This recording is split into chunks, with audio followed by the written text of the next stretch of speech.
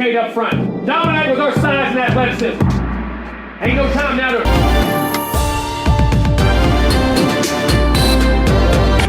I never talk to them boys. Communicate up front. Dominate with our size and athleticism. Ain't no time now to...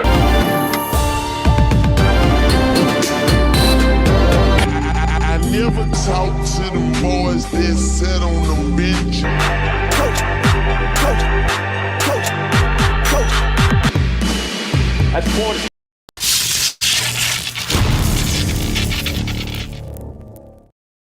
I'm going to either win 388 games or I'm going to win 389. Neither one of them throw me over the hump or nothing. Unless something happened to Joe today. Anything happened to Joe today?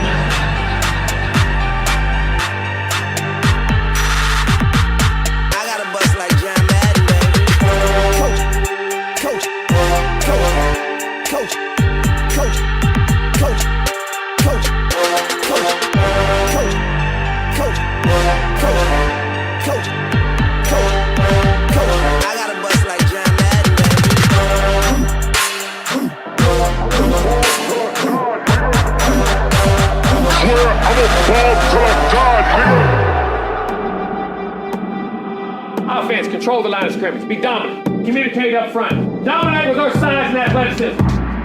Ain't no time now to worry about what the outcome is. Don't look at the scoreboard. One play at a time. From the first play to the last play.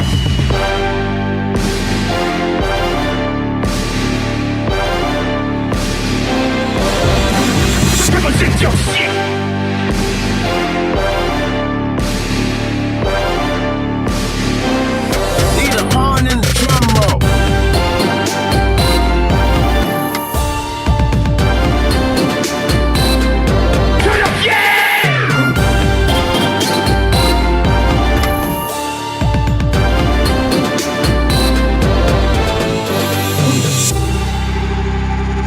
I never talk to them boys that sit on them benches. I never talk to them boys that sit on them benches. I was in the game on 4th and inches. Coach, coach, coach, coach, coach, coach, coach,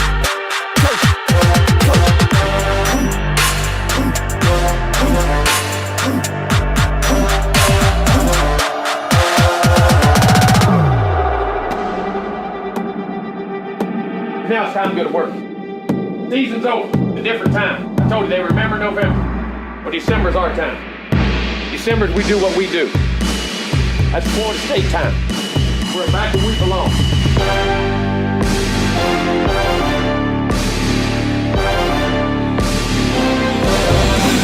let's get it on.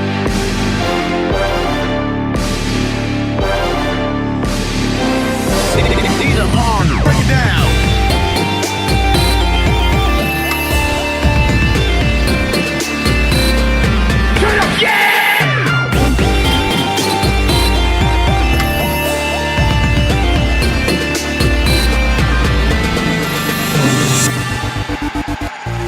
I never talk to them boys that sit on them benches. I never talk to them boys that sit on them benches. I was in the game on 4th and inches.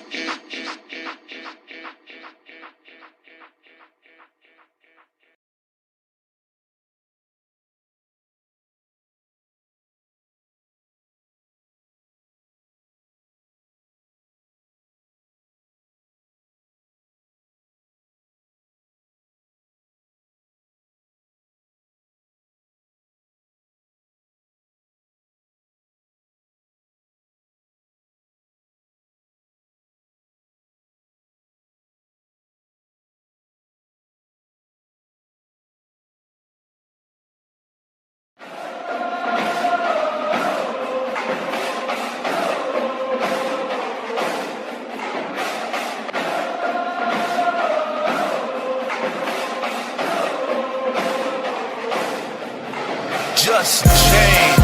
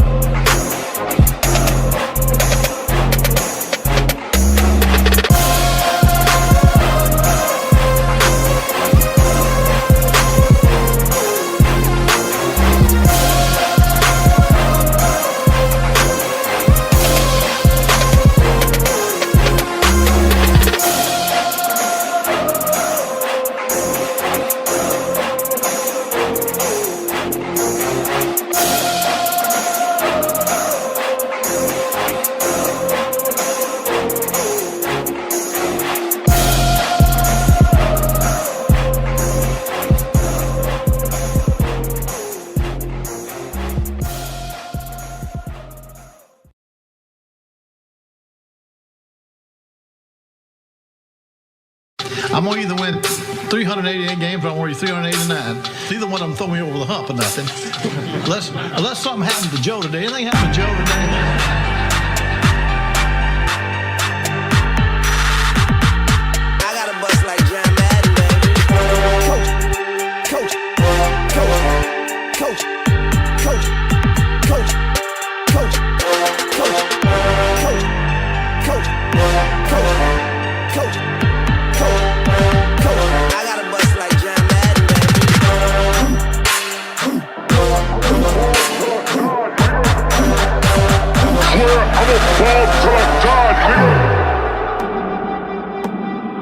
Offense, control the line of scrimmage. Be dominant. Communicate up front. Dominate with our size and athleticism.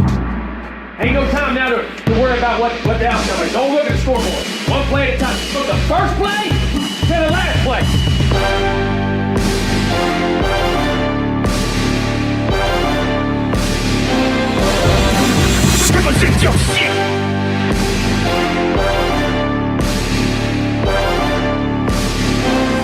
Need a horn and a drum roll.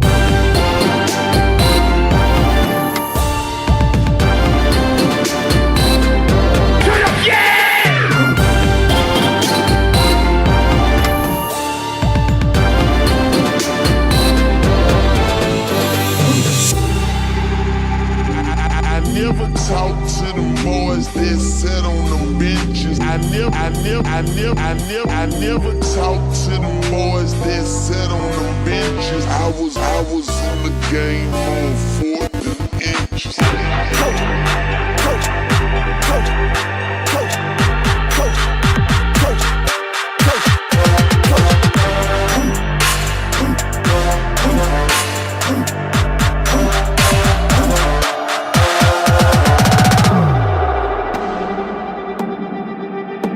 Now it's time to go to work.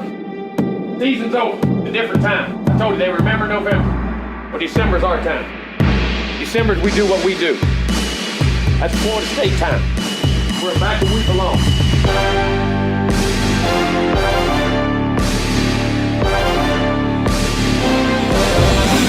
Let's get it on.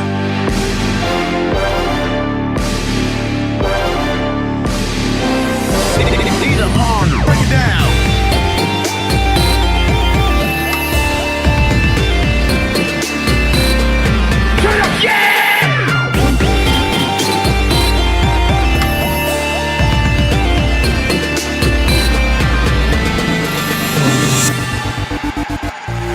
I never talk to them boys that sat on them benches. I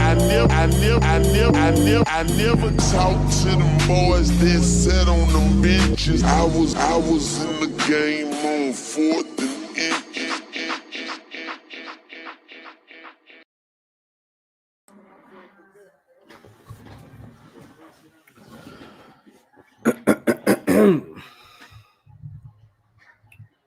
What is going on? Florida State family, Seminole Nation, the 863 tribe. Do I sound okay? That is the question I have. Do I sound okay?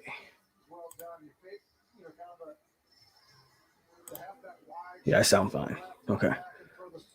All right. Sound good. What is going on? Man, I'm watching, obviously. I am paying attention to see if a certain team gets bowl eligible here. And as of right now, it doesn't quite look like it. Look at this. Look at this sorry sack of shit I'm watching on my TV. Look at this. If you're watching the same game I'm watching, you know what just happened. You know what just happened from this 5-7 football team that's going to end up being. What was going on, y'all, man? Let's get a roll call in.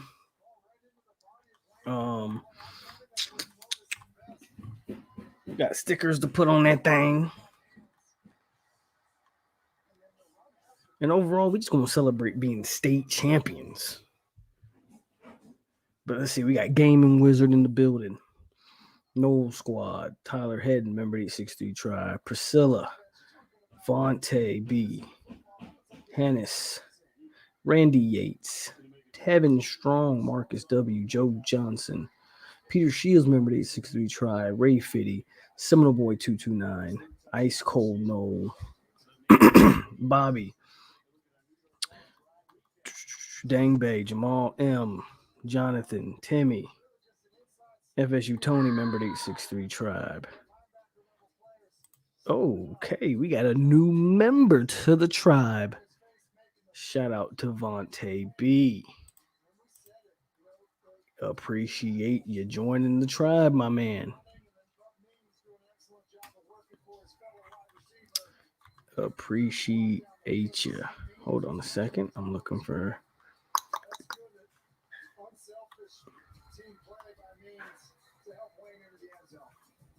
Clickety clank, clickety clank. The money goes into my piggy bank.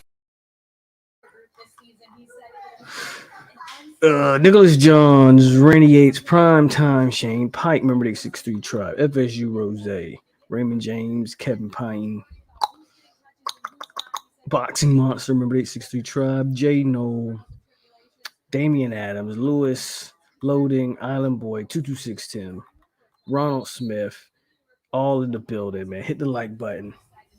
We are in here tonight, man, watching 14-0 on this TV. As Miami will not be in a bowl game this year, obviously. And before I get started, man, on actual real winning football, what is the deal with the quarterback situation in Miami? Like, who's calling? Like, does Mario Cristobal have any control over the quarterback situation? Why? Once again, somebody want to answer why was TVD in the game at any point? Like, I was pretty sure of the Florida State. I thought the consensus was that he was sitting the rest of the year. What is going on?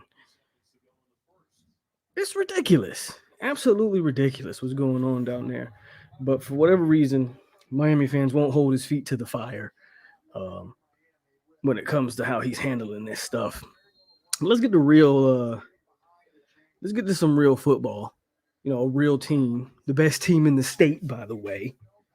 Let's get to that. Man, last night was something special. I don't know about you guys, but we had a ball last night. I saw the pictures from them storming the field. Normally, you don't storm the field. Hey, they had a ball. They had a blast. Players loved it. Fans was able to have an experience. I don't think anything's wrong with what went down last night. I think an entire fan base just let out a huge sigh of relief last night of like, okay, I think the worst is behind us. And I gotta say, man, it feels good. It feels good.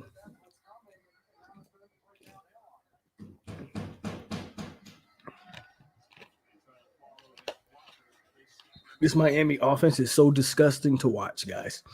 But last night was a blast, man. On all levels, we had a blast over here, obviously. Pretty sure wherever you guys were, you had a blast. Even if it was just watching the game and enjoying what was an extremely exciting football game, man. Back and forth, up and down. It looked like we were going to pull away at one point, and we let them back into it, but we was able to close the deal.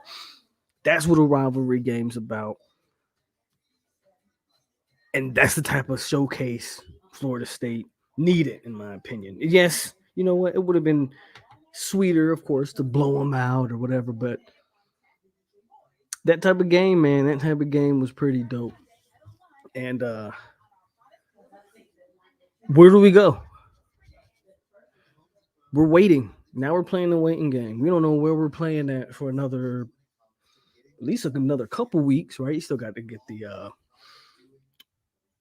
conference games out of the way, and then the final rankings come down.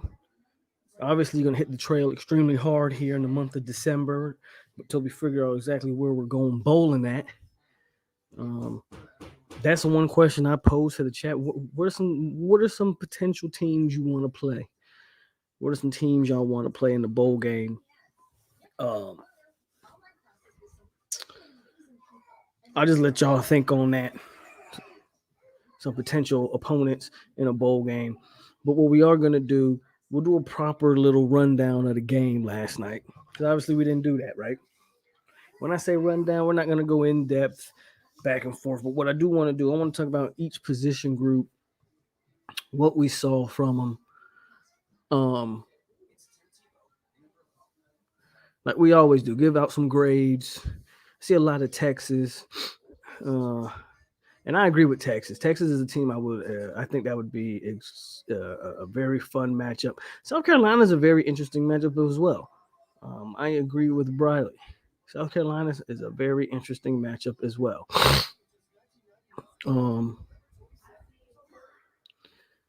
I want to play Texas and call it who gets Cedric Baxter Bowl.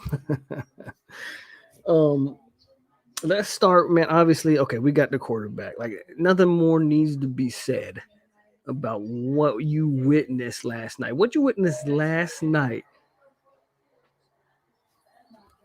We said a couple things last night about JT. And I think you can pose this legit question. Me and Terrence was talking about it earlier. JT, where does he rank? Obviously, you have the big three in Florida State. But in my opinion, after the big three, a lot of the quarterbacking gets a little murky. Right? When you get past the big three, Winky, Ward, Winston, everything else gets a little murky, man. And I would pose the question, like, was Jordan Travis's game, okay, not including any of the big three, right? Not including any of our Heisman winning quarterbacks. Was last night's game by JT maybe the single-handedly most dominating performance by a quarterback we've seen in the FSU uniform?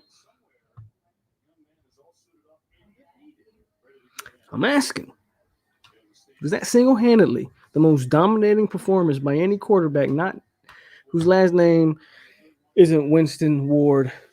Ooh, God, Lee Garcia just got smacked. This thing is nasty.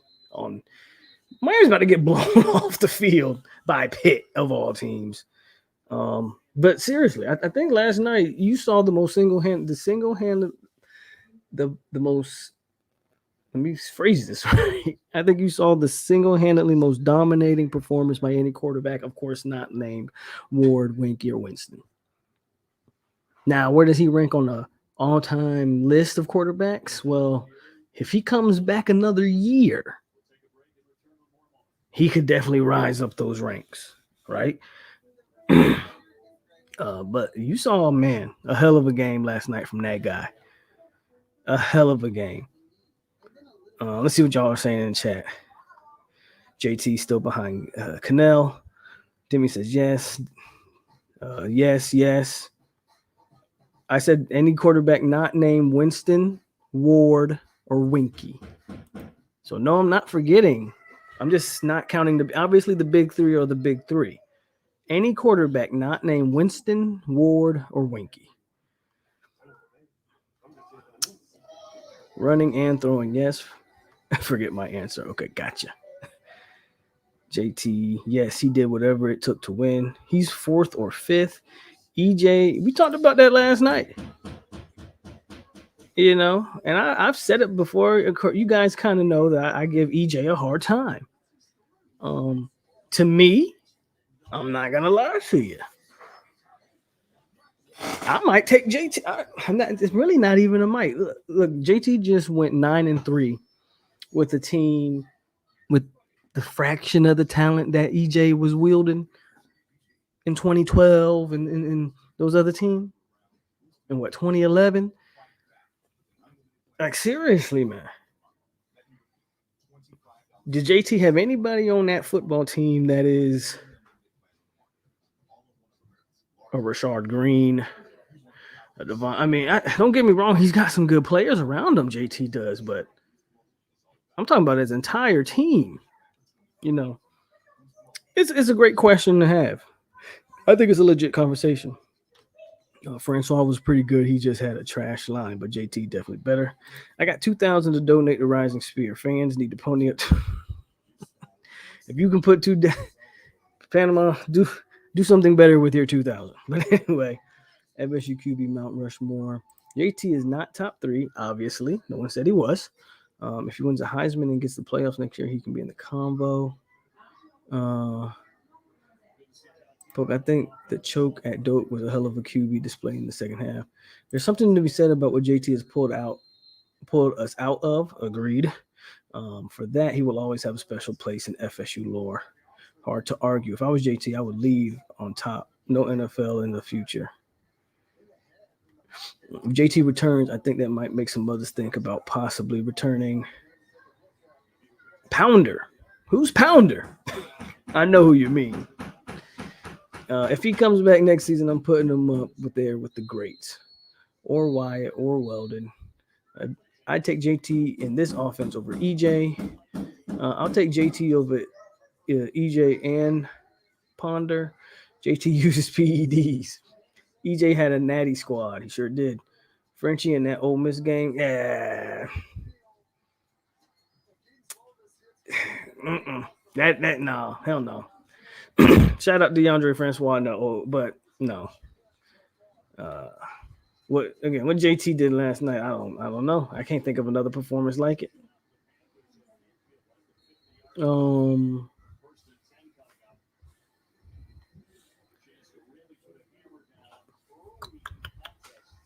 JT is 4 behind the big 3. I think that's a little high. We need to get on the recruiting trail. You think Helton coming back? I saw him after the game walking with no pants on. I think Helton doesn't have any eligibility to come back, Kevin. So let's move on because obviously we've given JT his roses and he obviously deserves it. And again, I said last night, that was one of the stickers. Remember, we're giving 3. And so JT gets the first sticker as we get him out of the way. Running backs. Thank you, guys. D-Walk had like 5 sacks that game. Yeah.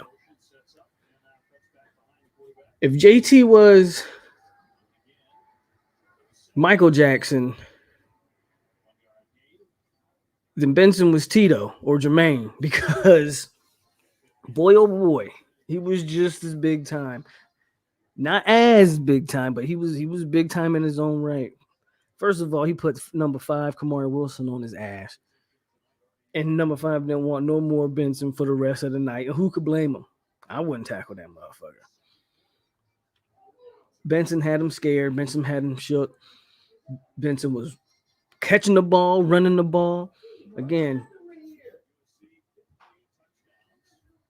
Batman and Robin.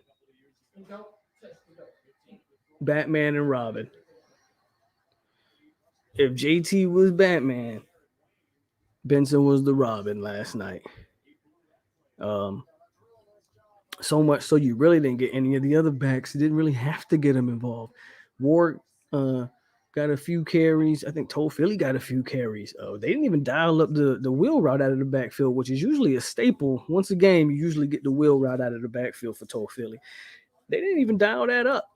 And a lot of that just had to do with the fact that JT was just kind of doing what he wanted. And when all else failed, Benson was able to do very similar things and just kind of do what he wanted as well.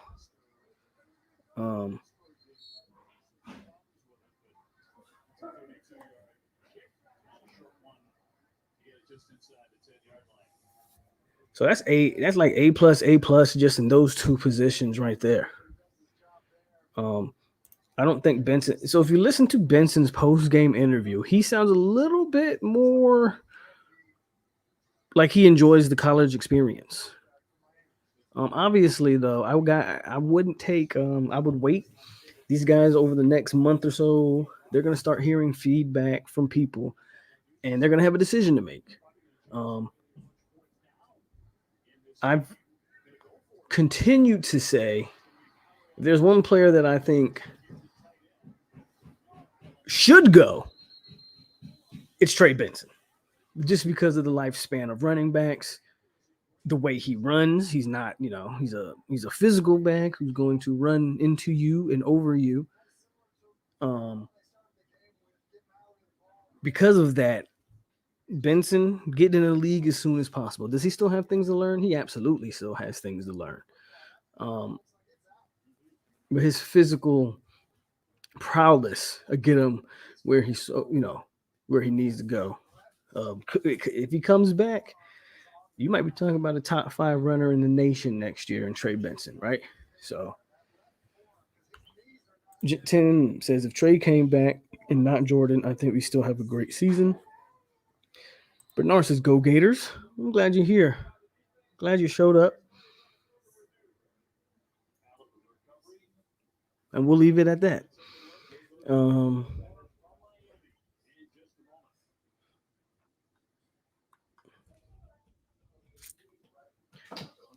What else are we talking about? Bro, they're trash, bro. Right, good game, Bernard. Good game. So yeah, Benson, A plus, or running back room A plus, quarterback room A plus, wide receiver room. Now here's the thing about the wide receiver room last night. Too many drops, right? But man, did they make crucial catches when they needed to make them. You can make obviously a valid argument. If you just catch the ball, we probably have a double-digit victory. But you can't make a guy catch the ball. I give Johnny Wilson slack. He was playing injured. It was preparing. He was hanging that. Was that his right arm? I want to say he was hanging that. He was hanging that right arm, guys. Every play, he was hanging that thing. But he was out there gritting it, and he had a huge catch down the stretch. They made plays when they had to. But man, our wide receiver room tends to have a. They tend to, for whatever reason, lose concentration and go through these lulls of drops. We've seen them in other games. I think NC State was another game where they just continuously dropped the ball. But they made the crucial catches. But as a whole, I got to say, you had a fumble from Ontario. You had the drops. The best I could give them is a C. Right? I think the best I can give the receivers is a C. And if it wasn't for the crucial catches and the crucial moments, I might could have a lower grade. But I would give him a C. I would give him a C. Johnny's got to come back, right? I think his size is intriguing, but he has a lot to work on his entire game as a wide receiver. And then outside of that, the whole receiver room's not going anywhere. And outside of Johnny, who I think comes back, right? I don't think he goes.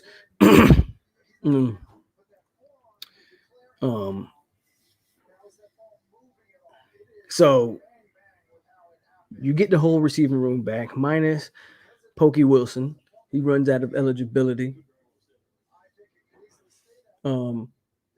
which is not a huge loss. I want to give credit to Pokey, man. He had his moments for us. Like, I know he also had his boneheaded moments. But he also had some really good ones for us. But you pretty much are going to be replacing Pokey with Winston Wright, right? So you at a minimum, that production stays the same. You expect it to have some type of increase. I know I'm kind of getting off with the actual grades. I already gave him a C, but just kind of projecting into the future, man. You're adding what looks to be a good class of receivers to a room that you've already flipped in the portal. Deuce Span should probably be a year better and get more burn. I guess the only one question I would have for the what wide receiver room going forward, I do think a Williamson or a Portier might hit the portal. Williamson got hurt, so he didn't get much burn this year. I think he got hurt in the BC game. I think it was the Boston College game, right, where he got hurt. And you haven't seen him since. And it's unfortunate, but now you're talking about Hakeem Williams. You're talking about Vontaze Jacobs. You're talking about some of these other receivers that you're bringing in. You might jump a Williamson, and a guy like that might hit the portal. Portier, I don't expect to hit the portal. I think they have a use for him, and they do tend to get him active in the rotation. And I haven't even mentioned Ja'Kai Douglas, right? I mean, so there's a lot of bodies. A lot of bodies in this room, and probably not enough footballs. So I would expect at least one guy out of that room to maybe look elsewhere, which is fine. That happens. No need to, wish him the best and do what he got to do, which I understand. So I kind of went a little longer on the receivers, but I was just kind of projecting in my head where this room looks to go. But I'll see what y'all are saying in the comments before we move on. Give the wide receiver rooms a C+ because they made the clutch catches. Johnny definitely coming back. It's a travesty to watch this thing. This is disgusting to watch. This is disgusting to watch. It's sad, actually. Adding Hakeem is going to be nice. Yeah. I do agree. We got to get Portier in the mix more, but he had some drops. You feel me? We need us white wide receivers with leg tattoos, apparently, right? The slot position will be something to look at. I can see Williamson and Helton. Well, Helton is gone, guys. Helton was a senior this year, so Helton's not going to hit the portal. He's just going to graduate and go on to bigger and better things, Yeah. Let me double check that, but I'm pretty sure Keyshawn Helton is a senior.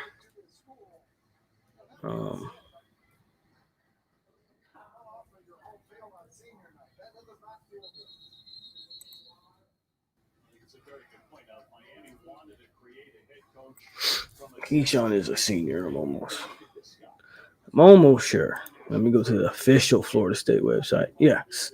Keyshawn Helton, red shirt senior out of Pensacola, 5'9", 175. So no portal for Keyshawn. He's just going to graduate and go on and do great things in the world. Let's move to tight ends. Hold on, I might have skipped some comments.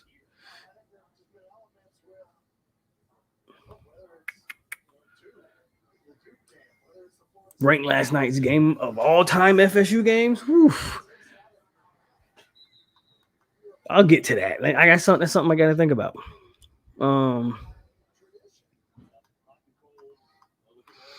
McLean had a big catch. I forgot about Malik. See, that's what I'm saying. That wide receiver room is so stacked. I would expect at least one guy to leave it.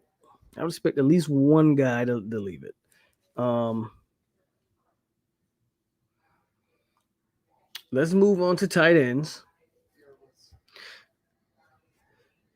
Cam, after having a drop, he actually had some big-time plays down the stretch. Preston Daniels had some catches. I will give the tight end room. I'm going to give the tight end room a solid B. Blocking, and then when the number was called, I felt like they made the catches, I felt like they made the catches, man. Was that 6'7" JUCO test? I don't know. Good question. Not too sure. But I would give the tight end room a solid B, man.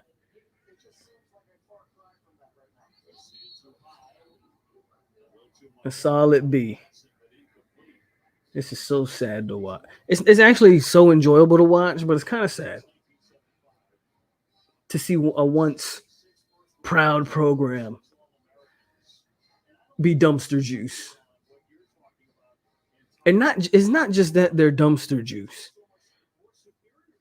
Is that they brought the Messiah home, the Savior, and he's crashing and burning in spectacular fashion. That's what makes it even better. Is that they brought the Messiah home, and he's crashing and burning in spectacular. Like they are crashing and burning in a fashion like he doesn't look like he knows what he's doing as far as coaching goes. He has no grasp on his offense, bro. Zero. They don't know if they want Brown to be the starter. They don't know if they want Garcia to be the starter. They keep throwing out TVDs when he's hurt. It is a cluster. It is ridiculous to watch. Look at James. And then James out here grabbing face masks and yanking off people's helmets. And in situations like that, I hate that they flag the guy that retaliates. Like, you want me to get punked and not do anything. Flag the instigator. But once again, I got off the rails here. They say Brian Courtney is the best athlete. Yeah, they do. And I still think we should definitely still get that tight end. I'm aware of that 6'7" JUCO tight end that they're looking at. I think that's a good pickup.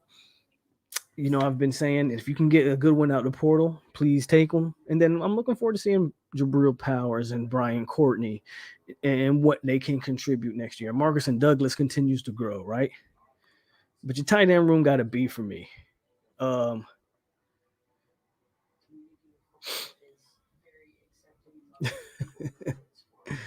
We ain't on this defensive side of the ball yet, Timmy. Slow your roll, big dog. Slow your roll. O-line.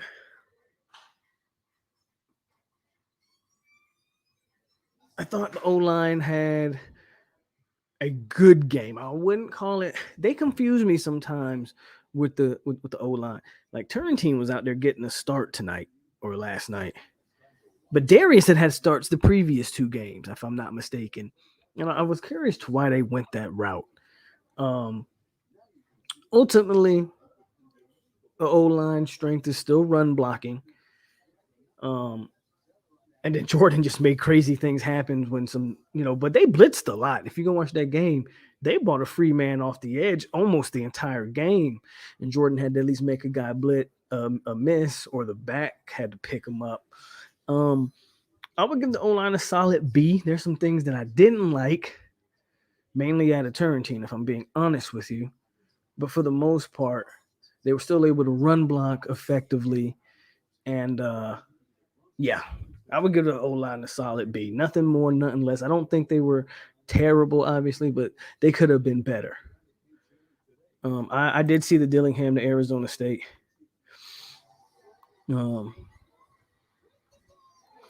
What's up, Briley? No, I'm watching it. I am just talking about it, bro. I'm watching it live and in color. This is absolutely, you're calling it comedy. I'm calling it a tragedy. Like, it's almost, it's kind of sad to watch, to be honest with you. Like, it's enjoyably sad, if that makes sense. O-line B, O-line was a C, O-line was a B. Darius was hurt. See, I didn't know that. Thanks for that. O-line was a C. O-line played great. I wouldn't say great. They played fine. So yeah, O-line to me gets a B. Let's move on to the defensive side of the ball. This is where we struggle, folks. As a unit, not just DNs and D tackles. As a unit, this is where we got whooped. Our D line, our defensive ends were almost a non-factor. And that's all of them. And you kind of expect that from Pat, right? Pat is still a freshman growing into his body. Like, we notice Pat has flashes, but Pat's got to get stronger. That Florida O-line is legit O-line. But Verse couldn't do anything. Briggs, none of these guys really was able to do much. That defensive line was not up to the task, man, especially in that first half.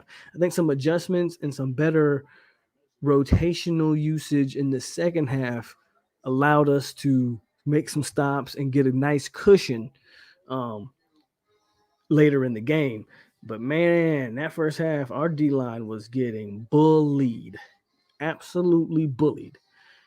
And I can't give them I got a D-line gets a D, man. Like, at best the D plus, because I don't even think they were average guys. I don't even think they were average. Um, I don't even think they were average. I think the best unit. Well, we'll get to who I think the best unit was.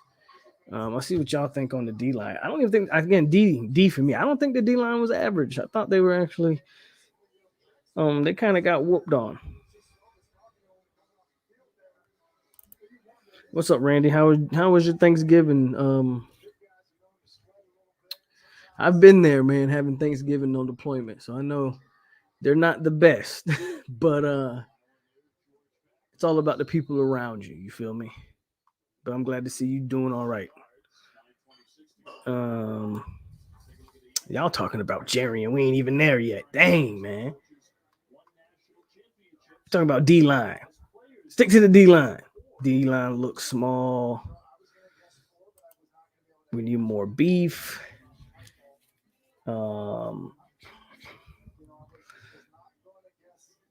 Fabian was getting stopped too. Yeah, D line gets a D. There was some holding. I will agree with that, but I don't like going with the blaming the refs. But I do. There were some blatant holds that I did personally see, but you know what? They weren't even able to. And that's the thing. They weren't even able to get a initial push.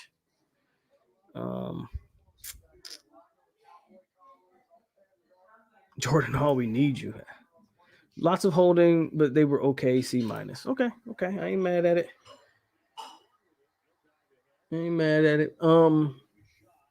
Backers. Backers was a mixed bag. I thought I gotta give the backers like a C. I thought Bethune played great. I thought Deloach was real hit or miss. If you go check some of those big runs they were able to hit up the middle, a lot of it was backers shooting the wrong gaps. It also didn't help that it didn't help that our line, wasn't able to get a push. But then when you compound that with the backers shooting the wrong gaps, so for me, my C at the best for the backers. I thought Bethune actually played great again. But C for the backers, and this leads me to the point. I thought your DBs played the best. Jamie, Shaheen, Jerry, and Jones. I thought your DBs played the best. Now you had bust. Oh my God, Garcia just got smacked again. Now early in that game, you had some busted coverage on the back end. But once they settled in, AR was like 0 for 11 at one point in the game in the second half. The man couldn't buy a pass. Once we keyed in on Cooper Kupp, the boy Cooper Kupp they weren't able to throw the ball. Akeem Dent was hurt. He did not play, which is why Shaheen got the nod. And I thought Shaheen played very well. I thought Jamie played very well. And that leads us to our second helmet sticker. I said I was going to do it, so I'm going to do it. But Jerry and Jones even went out and he called out all his haters. Said, all you doubters, da-da-da-da-da. Well, here's the thing. I'm not going to hide from my doubt, bro. Like, yeah, I was one of the vocal ones that didn't think Jarian was that dude. But I like to be wrong. It doesn't hurt me to be wrong. Last night, the man played a good game, not only because he got an interception, but defending the pass deflections and all that. So Jerry ain't gonna get a sticker because I owe you that, right? I owe you one. If I was being maybe a little more what's the word? If I was giving out the sticker to the person in the secondary that probably played the best, I probably would be giving this to 38. But I'm gonna give it to the guy who I had major doubts, who a lot of people had major doubts on. You called out your haters.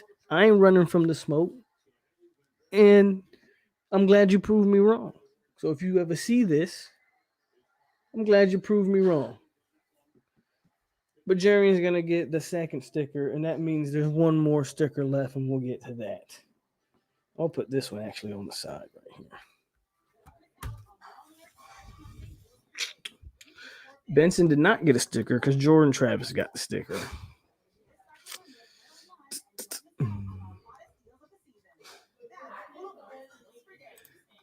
It's pathetic. It's pathetic. Greedy Fence was actually played good too.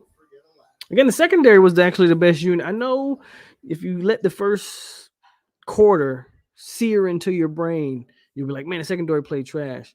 Really, outside of that, the secondary was the best unit on defense.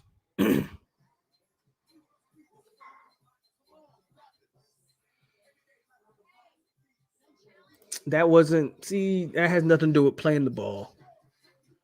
If you go back and watch that play, there's nothing you can do there when you're running with a receiver and he stops mid route and jumps. You're gonna run into him. Like, come on, man.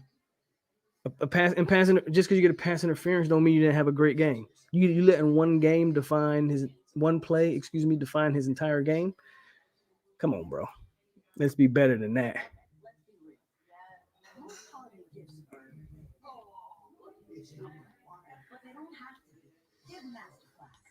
And then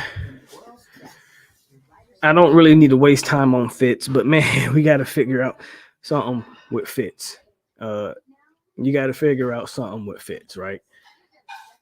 But he did come back and make one later on, so we won't be too hard on Fitz. But that's the game in a nutshell. We can talk about other things now. I just want to go over each position. Matter of fact, and if we just give out the last sticker, the man with the plan, in my opinion, deserves the last sticker. I mean, it's only fitting we give, Atkins his praise. We give Fuller's even got a sticker on this thing, believe it or not. JP, we give him his praise. He's been known as one of maybe the second best recruiter on the staff next to Alex, right? I've stopped talking about Ron Dugans. I told you, you land Hakeem. I ain't got nothing bad to say, Ron. And your receiving room has did a complete 180 since last year. Went from being the worst unit on the field last year. I won't say it's not the best unit, obviously, because your running back unit's probably the best unit on the offense, obviously, but maybe second best, maybe third, competing with the O-line. But who's the common denominator? Like, who's hired all these people? Who's brought this entire thing together? Who's faced all the criticism, from me included, from Fire, Norvell, Spaces, to all of that? It's Mike. It's Mike, man. We're 9-3, and you have to give Mike his love. Look at these guys out here getting stiff-armed and ran over. Oh, God. But it's Mike Norvell. Mike Norvell gets a lot of credit for putting this thing together. Are there things that still need to be fixed? Yes. I think there's position there's certain position coaches that can be upgraded, but for the most part, man, you can't praise everybody else and not give the captain, the man in charge, his just due. And again, like I said, we've given everybody stickers on here all year. Now, it's only fitting that maybe the last one, or at least the last one for the regular season, is going to go to Mike Norvell. I picked us to go 9-3. And I'll be honest with you, I wasn't quite sure we were really going to do it, but I just wanted us, is where I thought we needed to be. And he did it. And not only did he do it, his offense, what we ran this year, bro, ain't what we was running the last 2 years. Now, obviously, that year one or year zero, whatever you like to call it, that was COVID. There's a lot there. Last year was still offense was almost like pulling teeth. I feel like the offense this year has just been so effortless. Mike Norvell is gonna get it.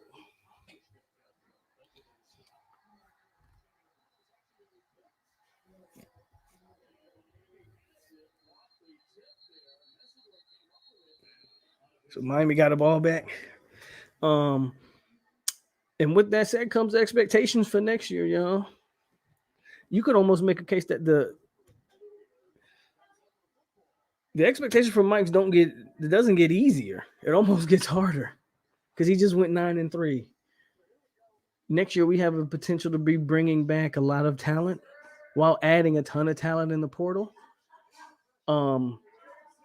I don't know what the expectations are. It's still a little bit too early.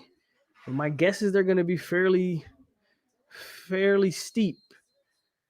But one thing I will say about Mike Norvell is he's never shied away from the criticism. He's never shied away from the smoke. He's never placed the blame on anybody but himself. Unlike some other coaches that I hear whose teams getting beat 21-0, who tends to blame the players every time something bad happens.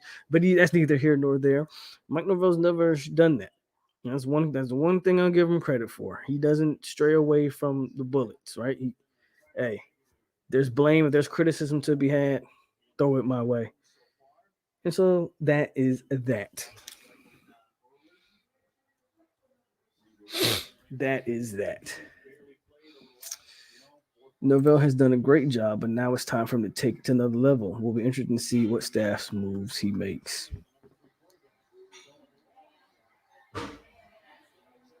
That should be offensive pass interference. That's a terrible call. Watch this play. 25 is looking at the ball.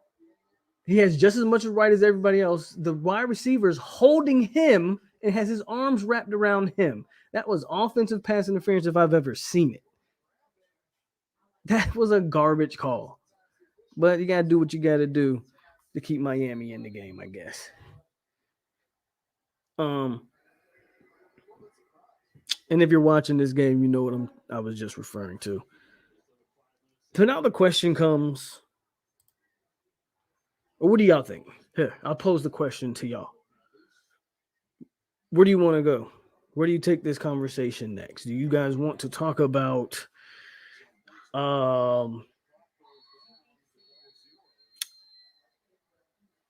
next year? Do we want to take an early look into next year and what should come?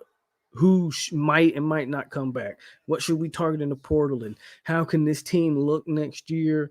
Do we want to talk about just strictly attacking the transfer portal and attacking the recruiting trail? I have a feeling that we might have a decent signing day. Like we might get a surprise or two. Boxing Monster says, let's just keep pissing on Miami. That's always fun. I don't disagree with you, right? It's always fun. What the hell was that, Jake? That's what I'm saying. Why receiver didn't even try to get it? He just tackled the corner, but somehow that's defensive pass interference. Ridiculous. Let's just review this season. Tyler says, let's review the season. I see us flipping some recruits next month. Let's talk about what next.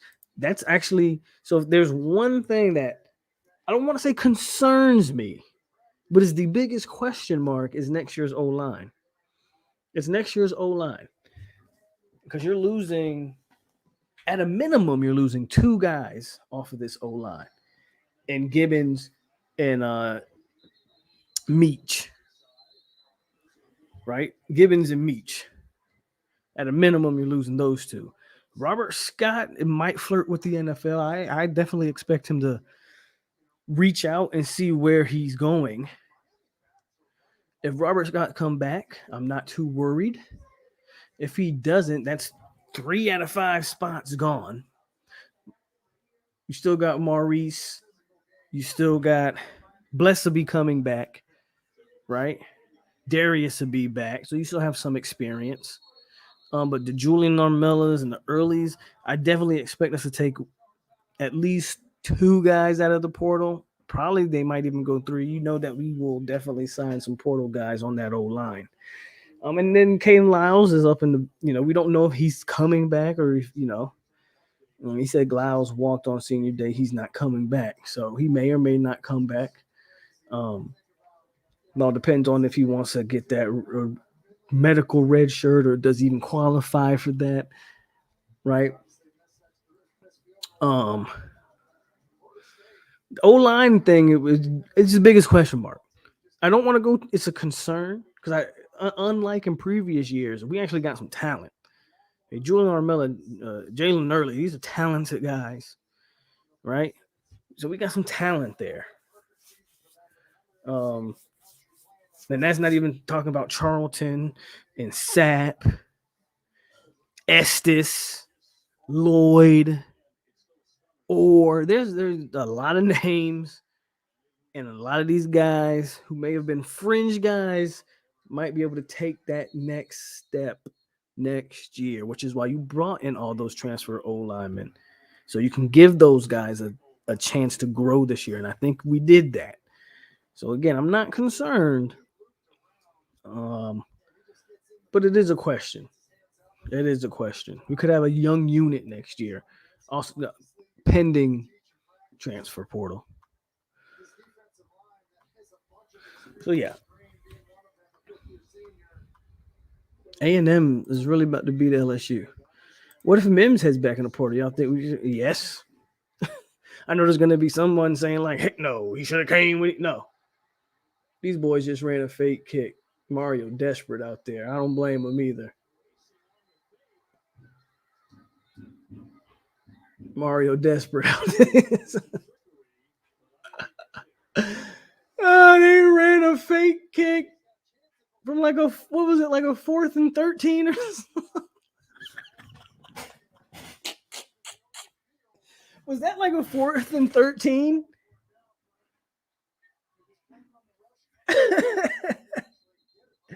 And he definitely did not pick it up.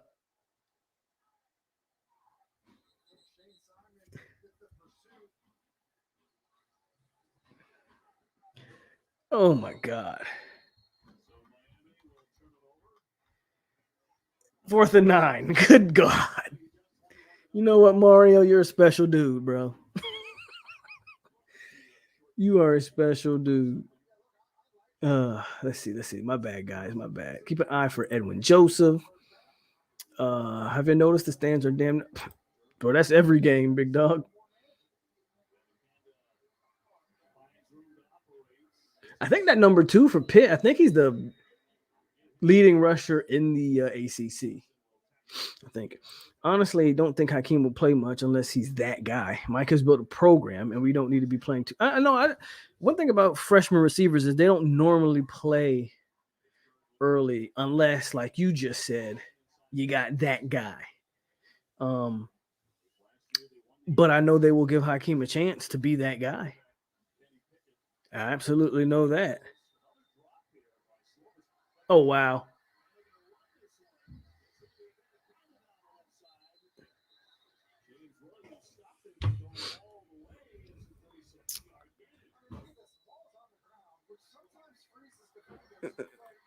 Y'all laughing at the trick play too, bro. It's sad. This is a comedy. We're not even watching a football game. We're watching like, oh my God, this is like watching the Little Giants or something. This is ridiculous.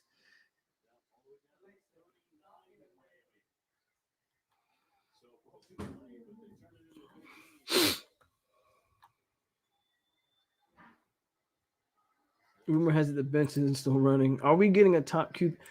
Only if Travis leaves, Randy. I think if Travis leaves, I do think they will go to the portal. You have a good young room. It also depends on how much they like Tate, I guess. I still think you should go to the portal. But if Travis comes back, no reason to go after QB, obviously, right? This is atrocious, bro. This is sad. This is sad, man. Do you think Duffy? No. Why would he? Why? Okay. Joe, just curious, not coming for you or anything, but why would Duffy transfer? Like, what's the reason for Duffy to transfer? unless you think is he scared to compete with Brock Glenn? I know we getting a pretty damn good quarterback in Luke, but Luke's not going to come in unless he's that guy. He's not going to come in day one, right? He's got to develop himself. I don't see the need for Duffy to transfer. I think Duffy's fine. I think Duffy's on schedule. Who's to say Duffy don't win second team? You know, if Travis comes back, who's to say Duffy don't win the second string job, right? And then he's the guy once Travis leaves. Like a little too early to be thinking, you know, little too early to think that. We do need more D-line from the portal, especially inside. Though next year we're going to have a very interesting unit. Remember, Antavius Woody, he's on D-line now. He's at D tackle. Tafasi, he'll be eligible next year. We're going to have an interesting D tackle unit. It's going to be young, though. It's going to be young. So you want to get some veterans in there. But the young guys are the guys with the talent. The Bishop Thomases, the Daniel Lionses, the Defasis, the Antavius Woodies. Those are the guys that they're oozing talent. But we got to get some older guys to get them, mix them in there. And you still got Jarrett Jackson, I believe, and Malcolm Ray, I believe, will still be around. And maybe you move Briggs back inside, maybe get another 10, 15 pounds on him, get him closer to 300. And he can also be that steady rock on the inside, right? Young guys have a lot of talent, though. Yes, Willie did get fired today. Sucks for Willie. I'll tell you something, guys. This isn't just a Willie thing. I don't feel sorry for these college coaches who get fired anymore. First of all, being a college coach is the best job in the world. It's the only job where you get millions of dollars for sucking. Go be a college coach, suck, and get a buyout of $20 million. The only better gig I can think of is the backup quarterback in the NFL who gets $10 million a year to hold a clipboard and no one ever expects anything of you. It's not like college. Backup quarterback in college might be the worst position because everybody always thinks you're the next great thing and then they turn their back on you as soon as you hit the field. But in the NFL, you're never expected to be anything as a backup quarterback. Just hold a clipboard and make a lot of money. But man, I don't feel bad about any of these coaches that get fired.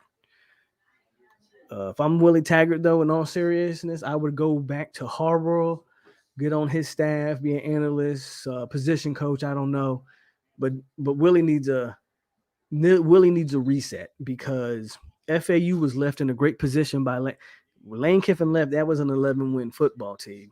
Willie inherited that and didn't win more than 5 games the entire time he was there. So Willie needs a hard reset, right? He needs a hard reset. Just because of Dilly going to ASU and him being recruited by Dilly to FSU. I don't know. I don't think Dilly would do that to us. But Dilly's also going to want to do his best to keep his job. So, I mean, I don't know. I think Tony Tokars does a great job, so we'll see.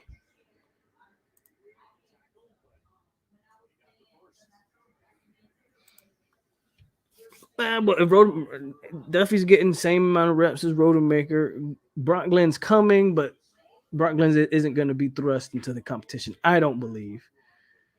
I think we'll be fine.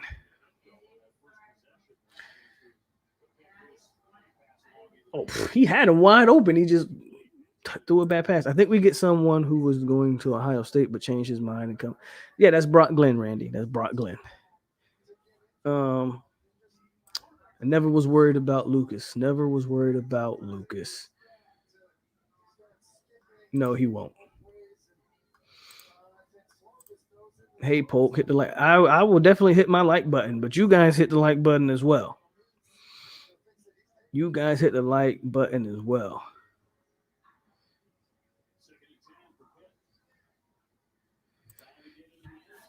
We'll see.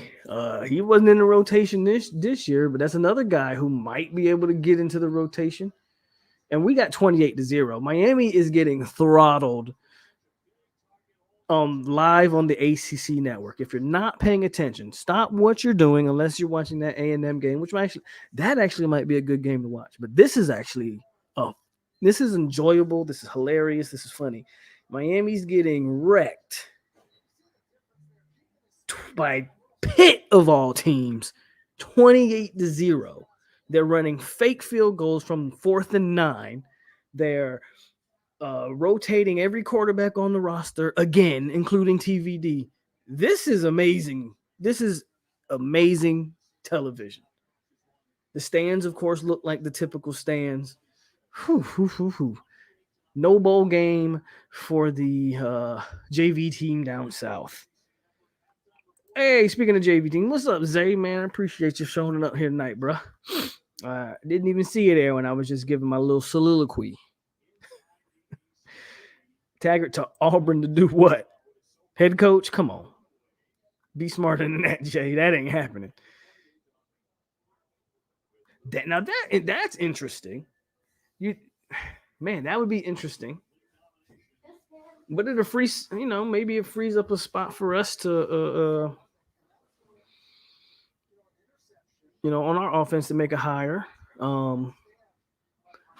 I know Josh Newberg kind of insinuated that there were some Florida State off-field assistants that would be following Dilly to Arizona, but we'll see. Kiffin is staying. He just got an extension. I don't know if you saw the reports. Kiffin got an extension. I think, and it's a big one too. I don't think Kiffin goes to Auburn anymore. Auburn's looking like they're going after Hugh Freeze now.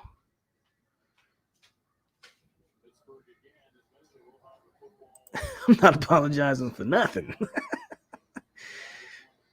Not a damn thing.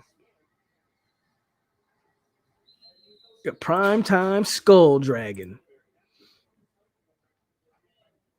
They quit a long time ago. We knew that, though. This team that you're watching quit 5 weeks ago. They damn sure quit after we went up 45-3 on them. How's that game looking? That's probably another good game that's worth watching, to be honest with you. How's the Notre Dame game looking? I think if USC wins this one and if obviously wins the Pac, I think USC's in.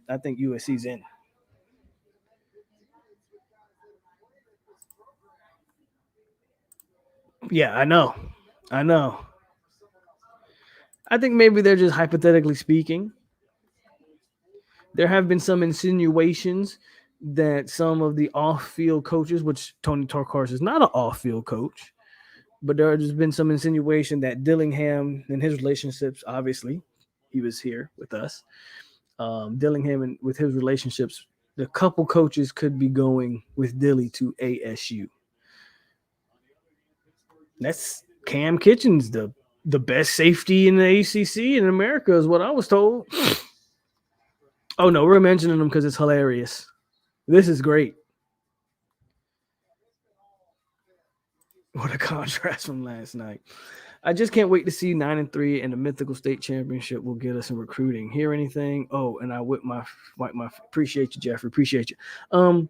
Yeah, I heard Jordan Hall. If we're talking about Jordan Hall, this is one thing I have heard. He was at the game last night, and apparently he's planning an official visit. They're working out the details, but he's planning an official in December, which is huge. Get him back on campus.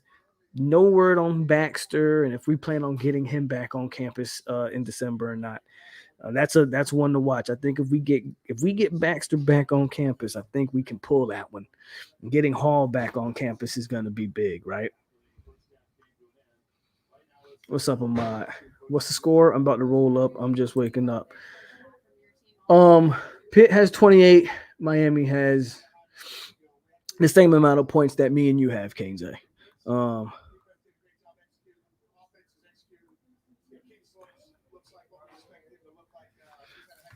Yeah, big extension.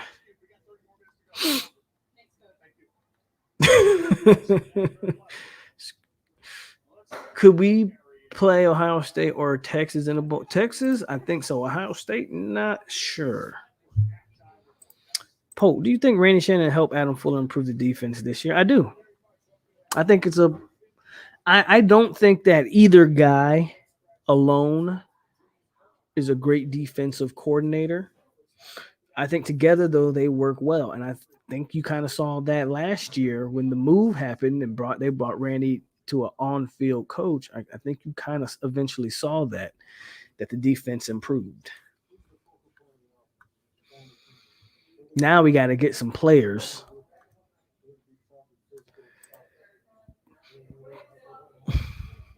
Fire up the spaces. UC is up 17-7. Yeah, I did see A&M was beating LSU. Do you think Georgia Tech should keep that interim coach they have now? I mean, they played Georgia kind of tough there for a little bit, but I don't know. Georgia Tech's such an interesting job.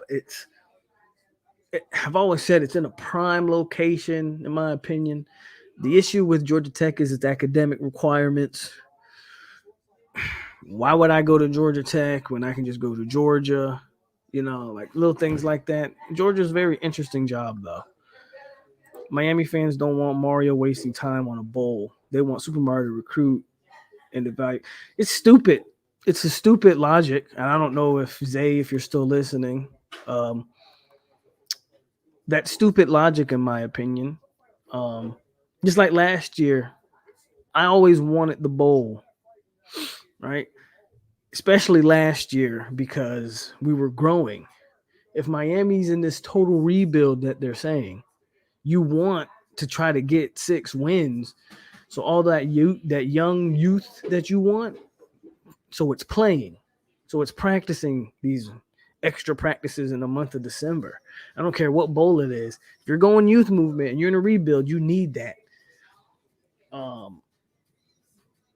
I think the delusion with Miami fans, if you think that you guys are going to have 30 kids hit the portal, right, which you might, and then you're going to bring in 30 kids out of the portal, which you might, but if you think that's going to be an instant return next year and that team's going to be that much better than the 5-7 we've seen this year, you might be a game better next year. Guess what? You're in for another tough season next year. At best, you win 7 games. But you're a 6-6, 7-6 team in year 2 if you do a mad roster overhaul like that. That's just is what it is.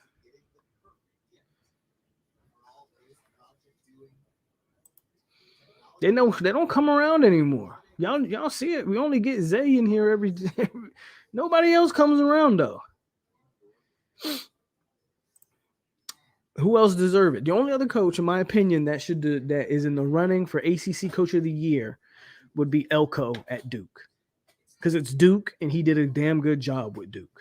Other than that, that award should be all Mike Norvell, because there's not a person in the media, not one person in the media, whether they work for ESPN or 247 or On 3 or wherever, go back and check.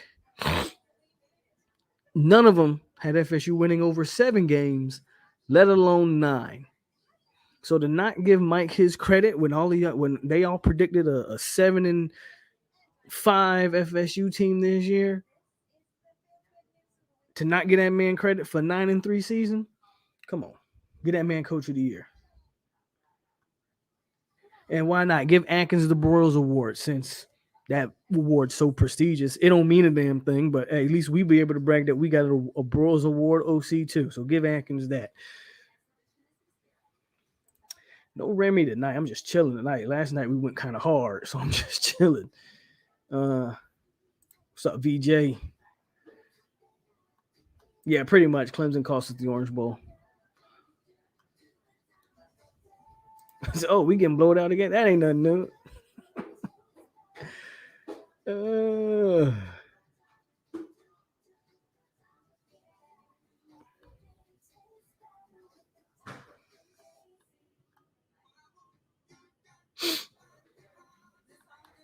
Let me catch up in the comments, y'all. During the 3-game skid, they had a lot to say. Miami will lose 5 and 4 stars and bring in 3-star. No need to embarrass the program any further. Reset, gather everything, evaluate this year, move forward. See, the thing about the UF fans is there aren't a lot of them. I got like maybe 2 or 3 UF fans that I know, at least that usually make their presence felt in the chat. BB, who BB ain't been around lately. He might be listening though. The other one's Chad, who I haven't seen in a while. Hope everything's okay with you, Chad, if you're listening. Then the other guy who was here earlier. But so there's not a big Gator fan base like that. But you know, Miami. Again, go check all the off-season videos. Oh man. They were like roaches, man. It was all in my chat.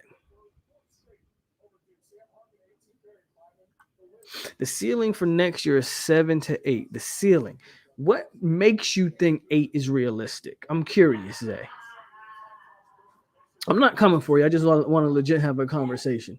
What makes you think 8 wins next year is actually realistic? You have any idea who your quarterback's going to be? You have any idea who your receivers are going to? I'm just asking questions because I don't know who. There's no way you guys know who your quarterback is going to be. Oh wow! Look at that interception.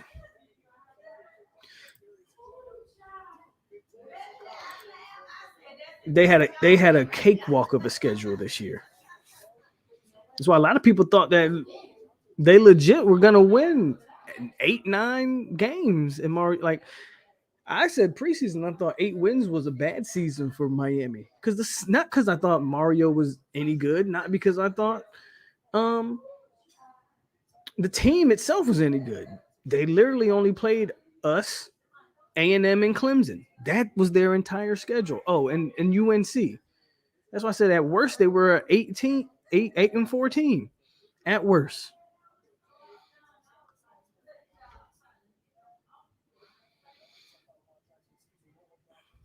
FSU over under for wins was.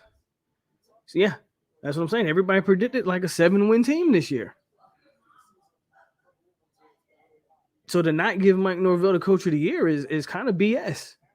When he exceeded everyone's expectations by a mile, except for mine, because I picked 9-3. But the people that actually have a vote in this award, he exceeded your expectations. So give credit where it's due.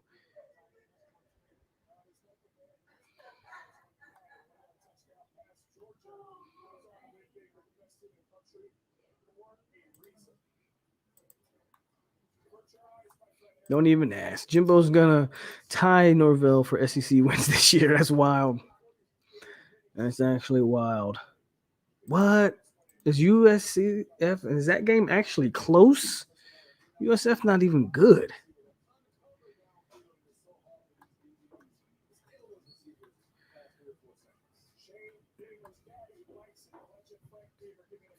I said at some point Mike needs to exceed expectations, and he did. Yep. And exactly, Tyler. At some point, you couldn't just keep being. This is like, this is Florida State, and if you want to make the headlines and the moves and the, you want to be in those big time battles, you couldn't keep slowly progressing, going from 3 to 5 to 6 to 7. No, you had to eventually pull upsets and win some games you weren't supposed to win, which I guess we did with LSU. But what we didn't do this year, which is great, is you didn't lose any game that you weren't supposed to. Right? And then you exceeded expectations. Oh, wow. A&M's up 31-17. What's up, Kendrick? Yeah, I know it's a rivalry game.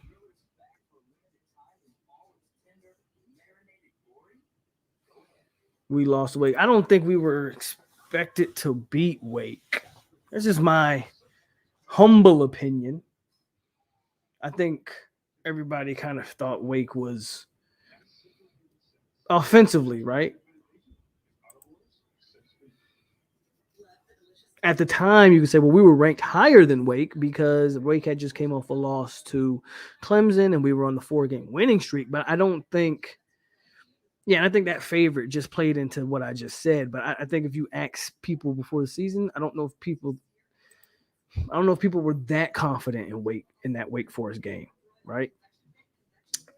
But again, I don't think you can hold a Wake Forest loss against us. I don't think we lost any game that we were like, when I say losing the game you're supposed to win, I mean laying an egg against Georgia Tech.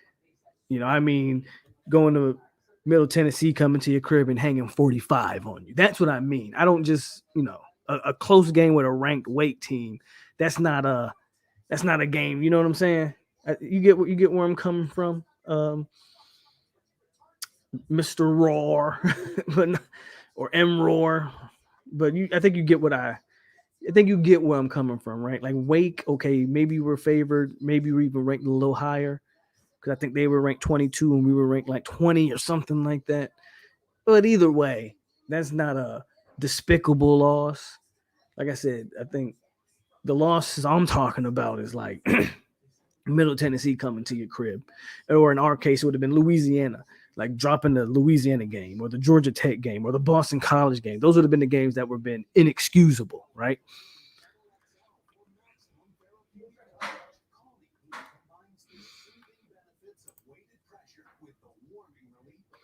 Yeah, we caught Wake at the wrong time.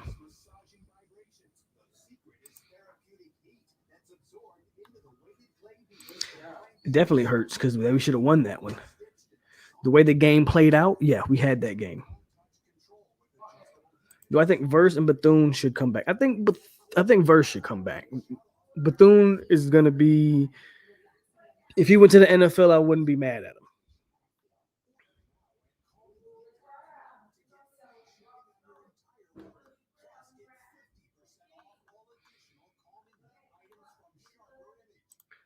For one, this season was atrocious. Two, Cristobal has to show this team's going in the right direction. Three, for us, the fans, because we're tired of this bullshit.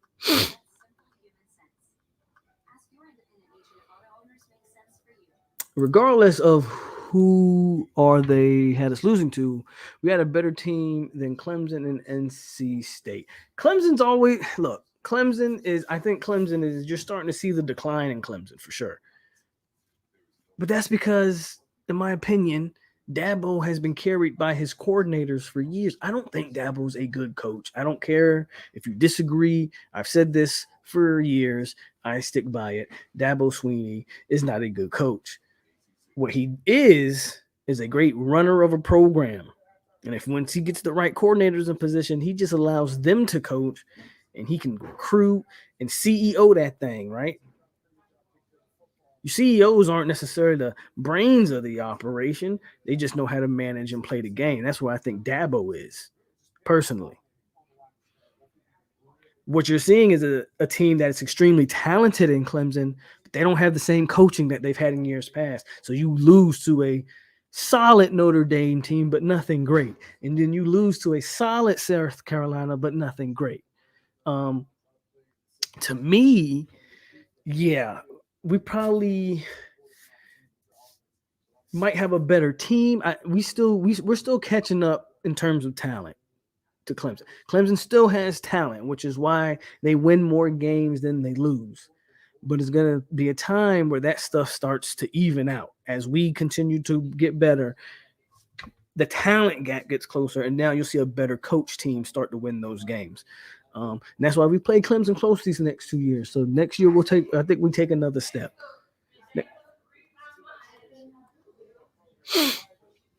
But I do think we had the better team than NC State. I agree with you there, Anthony. What's up, brother Brooklyn? I think Bethune is, and I think Benson is. Outside of that, Fabian Lovett, he's gonna go, and he probably should, just for the fact of he'll be a rotation guy in the NFL. He probably can't up his stock. So those three. And I mean, that's not counting the O-line. Like, I think Gibbons is going to make a team. Emmanuel could. I think Robert Scott, if he decides to go, will make a team.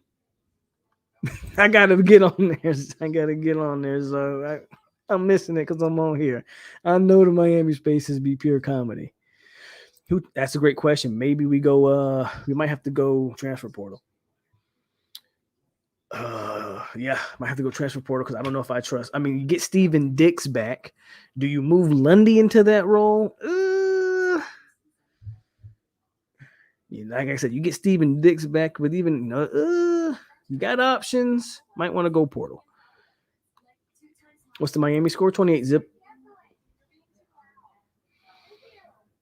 If we play those 3 games over, I think we go 2-1 in that stretch. Clemson's still a rough game to me, but Wake and NC State, we beat those 2 teams for sure. At worst, we go 2-1.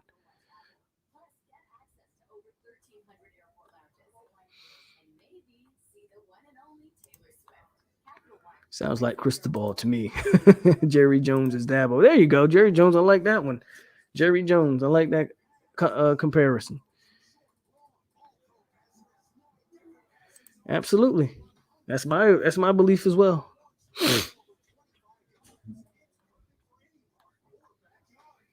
Yeah, man, they pushed it back a year, which sucks. But you know what? That means you're going to get a good. If that means we're actually going to get a good game, I'll take it. I'd rather them push it back a year than rush it and it be Madden light. Polk, I agree with your Dabo take. I just thought we let them dudes off the hook. They probably did. We really left them off the hook last year, if we're being honest.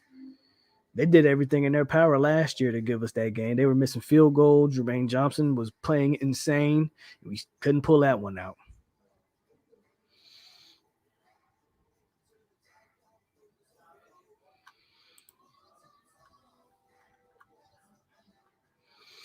They probably go with the guy. Yeah, they probably go with was it Klubnik? They probably go with him next year. They probably go with him. DJ's probably gonna hit the portal. Wouldn't shock me at all.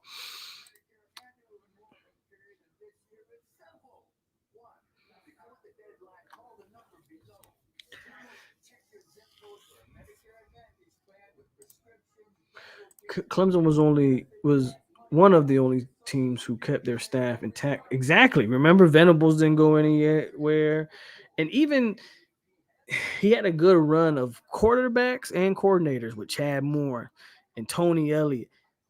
Dabo had a good run of quarterbacks that's kind of unprecedented when you think about it. He went from Taj Boyd, who was a 5-star, I think.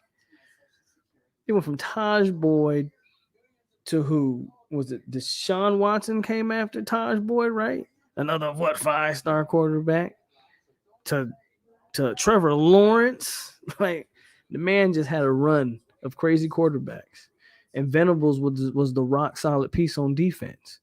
Once they got rid of that guy that coaches defense at Miami, once that guy gave up that 70 piece in the bowl game, they had to get rid of him, and Venables turned that thing around. If you can, I don't know. Gant's a little small, man, but he'll definitely be in the rotation. Thank you, Caveman. That's all I ask. That's all I ask. Appreciate the support, man. Oh, Jamie's gone.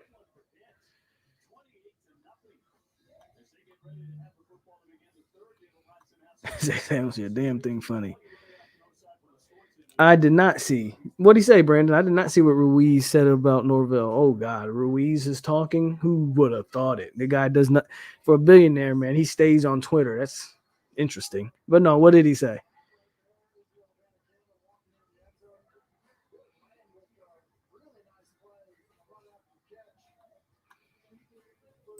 My gut feeling is that he comes back. That's just my gut feeling. I don't think he has really any NFL buzz. And if he wants to continue to play football, I think he comes back.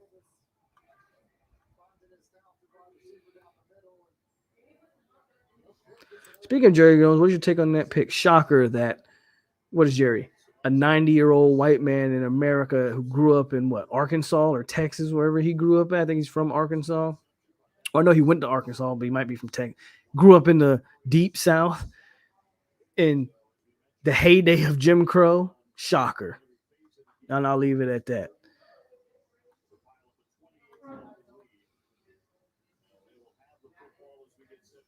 You didn't see the fake field goal, bro?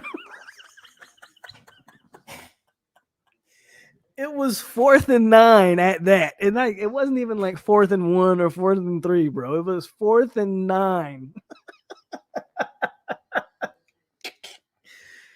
I told you, man, this game is pure comedy. Pure comedy. Polk, in your opinion, if the 2024 are really that good, they seem to be Snoop Dogg high on him. Polk, is your opinion, if the 2024, you mean the quarterback, Luke? I think Luke's pretty good, man. I do think Luke is pretty good. Huge upside.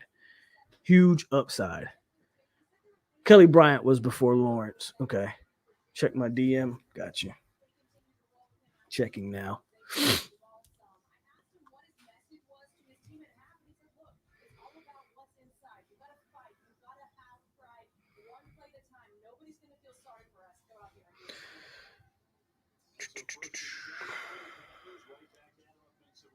This is what John Ruiz had to say about Mike Norvell, guys. I'm going to read this to you. I like Mike Norvell. This is from John Ruiz. And I quote, I like Mike Norvell. Think he's doing a good job for FSU, and the guy has class. I've got credit where credit is due. I was in the field before the game. I think he meant I was on the field before the game when FSU Miami came out, and Norvell looks like a really good guy. I'm pretty sure Mike appreciates that, John. At least he's being nice, I guess. Check the tape. I said y'all would go 8-4. Had y'all losing LSU, Miami, Louisville, and BC, but you beat Clemson and UF.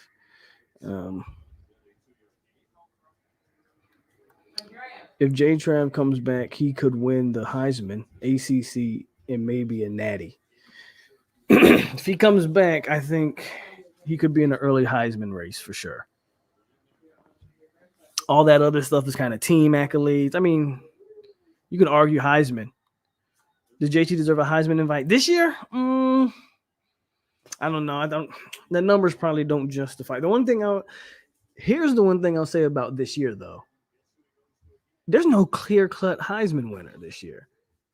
I don't have a clue who wins this thing. Drake May just lost to NC State. Stroud was terrible today. Bryce Young has been at maybe above average this year. I mean, who's the Heisman favorite? I personally thought it was Hooker until he went down with his injury. I thought Hooker was going to win it. Then he goes down.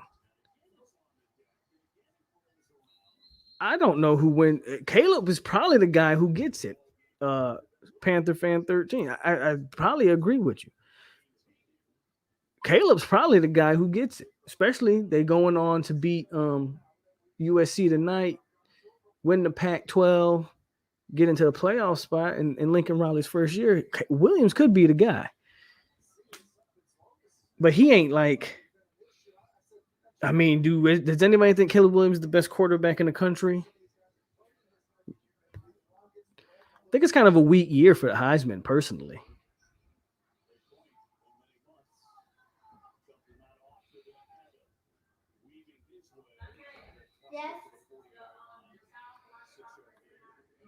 If JT does come back, he's definitely in the Heisman because Stroud, overrated, is going to be gone and Bryce is going to be gone. So y'all did a game better than I predicted, and y'all Benson for Heisman. Maybe next year might be possible.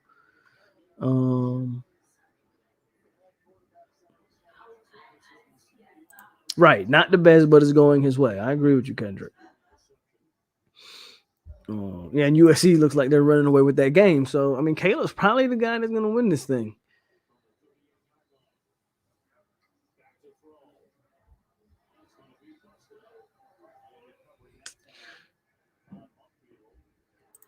There's just no way I believe JT gets an invite this year. Yeah, he's got 40 touchdowns, so yeah. Am I high on Byron Turner next year? I would like to see Byron get in the mix. If I had a sleeper at that position you're talking about, for me, a sleeper next year would be Aaron Hester. No offense to Byron, but Aaron Hester would be a sleeper if I'm just guessing right now.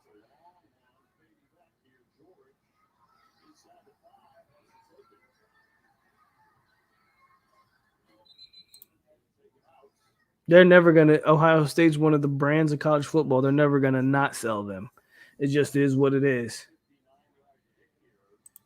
He sure didn't. Sure didn't.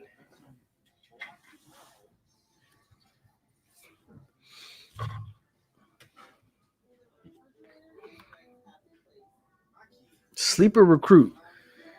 What do you mean? Do you mean like an underrated player in the class, or a guy that you don't think we're gonna sign that we do sign? Sleeper next year for me is Brian Courtney. I think he's gonna take a good step forward. Well, I was strictly just talking about that defensive end group that Arnie was asking about. I could go position by position, maybe. If we're just talking about the guys on the current roster, right? So if you go running back, I mean, I think the easy answer for running back is Keziah Holmes. You're talking about a 220-pound running back that I heard might be a 4'4" guy himself. That's the sleeper. You go to receiver room. Again, if we're just talking about guys on the roster, well, Winston Wright. Is that even really a sleeper? Probably not. You were going to expect big things, but the tight end, Brian Courtney, right? Offensive line, you got like a early. Does a guy that, again, a sleeper. So can't pick Armella because I don't think anybody's sleeping on Armella. But maybe you get a guy like Lloyd Willis come out of nowhere, right? Or maybe a Rod Orr comes out of nowhere.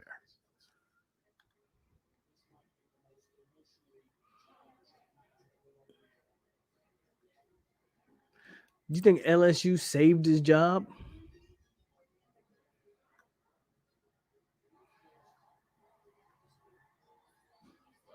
I got to see who all gets in that portal first. It's too early. I want to see.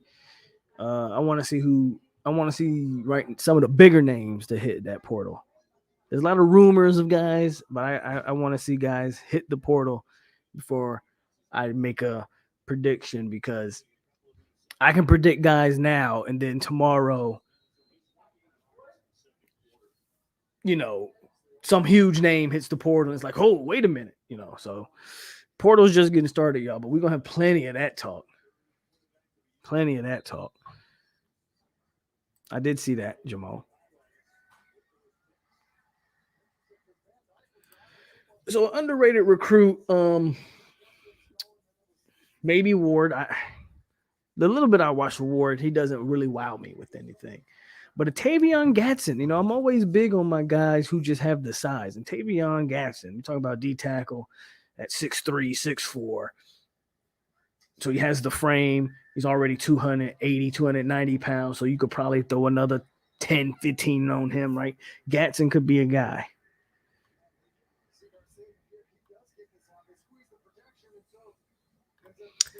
So there is no scholarship limit anymore.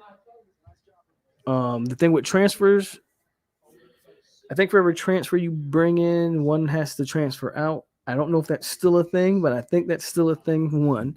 And then two, as far as I understand, you just have to stay under the 85 roster limit, or 86, whatever it is. 85 or 86.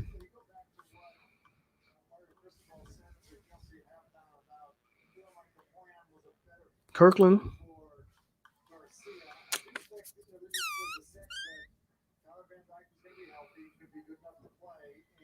Yeah.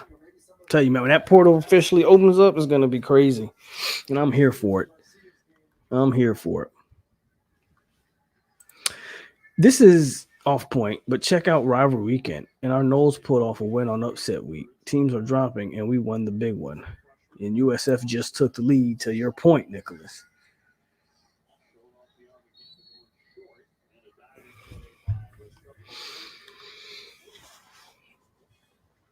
Yeah, man.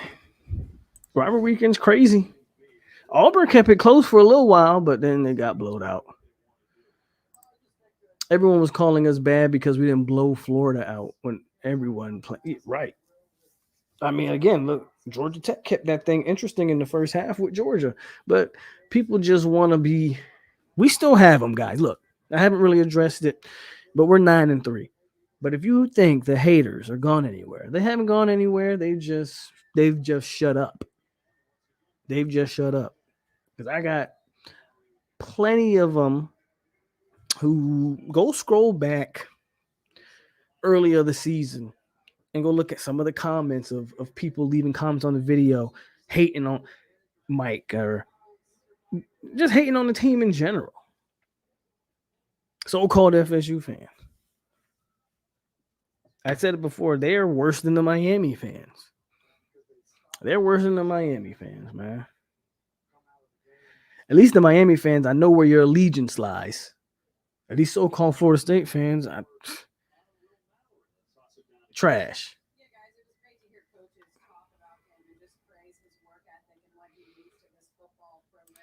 They are very high on Rawls. And I know he's had a good senior year.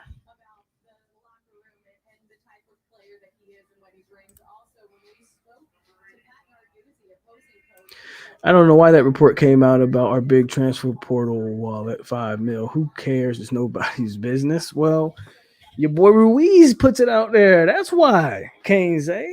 See, that's what I'm talking about. Y'all got this guy who's a so-called billionaire.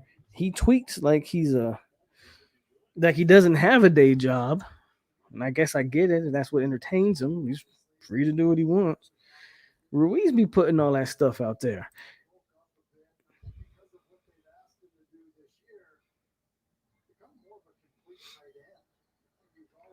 Let's be real. We know why they don't like Mike. Yes, we absolutely know. They wanted us to give that guy that just got fired down.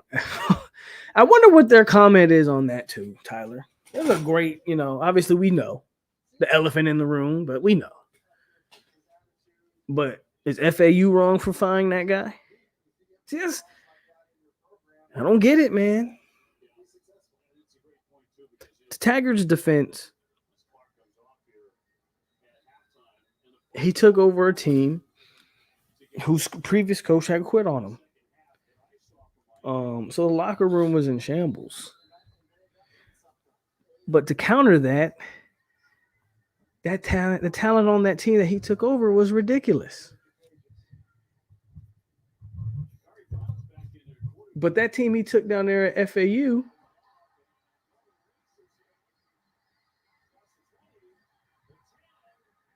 they finally about to score Miami, that is. The Rooster got out of there, man.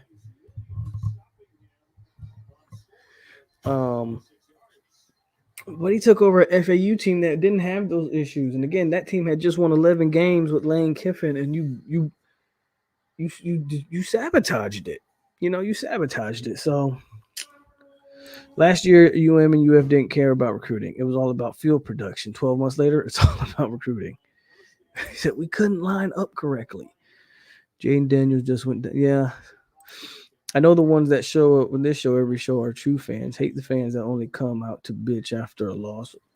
They haven't been around. They haven't been around lately. No Taggart defense this time for him. Got to get real estate. It's over for that boy. Mike Norvell got tired of some FSU fans with that Coach Prime talk. I guess the Coach Prime talk can be put to bed now. I have no issues with Norvell. We got a good one in Mike. We had to suffer, but we are on the other side. Somebody just said, wait, the LSU game ain't over.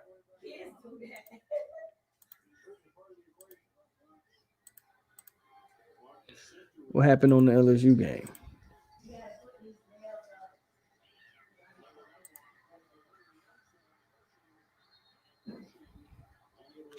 They reported that Miami's penny bank for portal money is so portal guys can hear about that money. Yeah, that's all, bro. It's all a game over there for Mike. All that hype is going out the window. Just watch this team on the field. Again, they are a cluster. They are a mess. Look at this. Look at it. And now Ja'Cory Brown's hurt. They are destroying quarterbacks.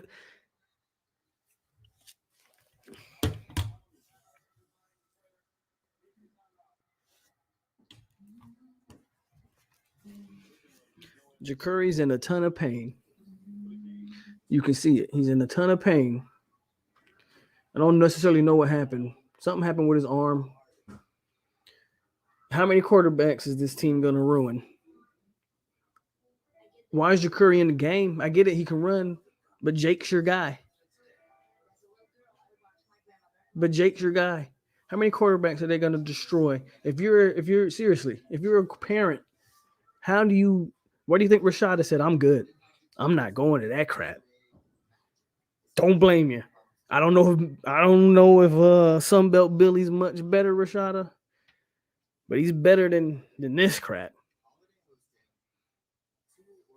It's funny, but it's not. It's not funny when the kids are starting to get hurt, bro, because of blatant coaching mistakes. Like, it's funny that they losing and da da da da. They ruined TVD. They ruined them. And threw him out there again and again. And now what happened with Jacurri Brown? Thank God they didn't go into a bowl game, so he'll have all off season to get healthy. But he was just in a ton of pain out there. Come on, man.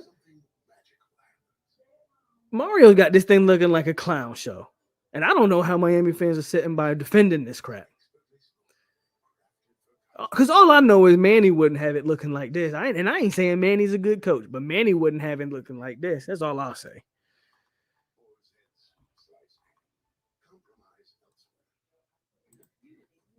Polk, I've been around since I was young. I remember my dad took me to the weight game when we had Golson. I might have been one of the few Florida State fans at the time that did not want Golson. Willie said in his hiring press conference at FAU, "I've never been to a program that I didn't have to rebuild and is already winning." And he tore that one to the ground. The score again, 23-38 A&M, but it's over. Jacurri hurt. Yep.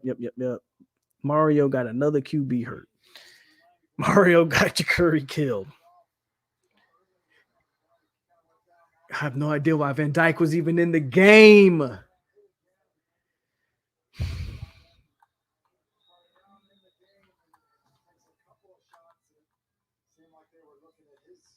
They can't coach. They can't run a basic pro. Reminds me of Tannehill. You need an O-line. Bro, stop it.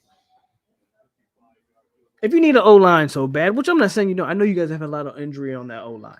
So I do understand that, right?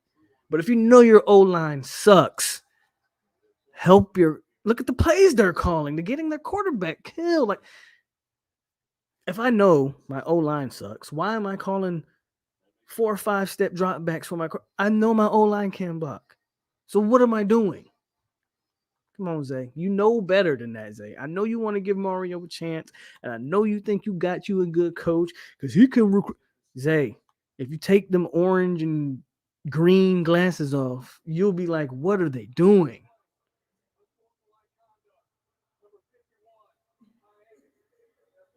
You look, Miami out here they just want to fight because they getting beat so damn bad.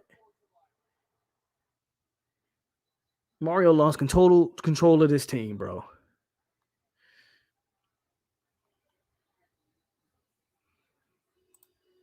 And all of them should come get their kids.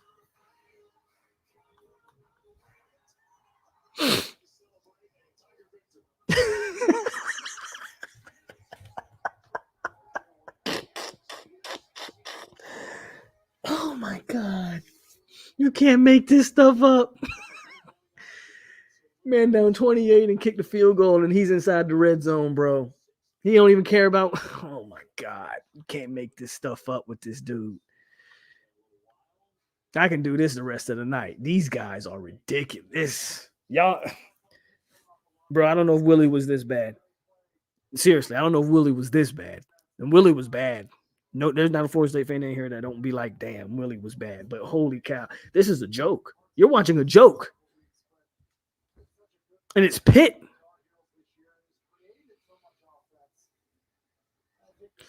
It's an interest. I don't necessarily like it, but I can see Dion trying to go to a place like Colorado and make his own name. Yes, sir. Yeah. In the bathroom.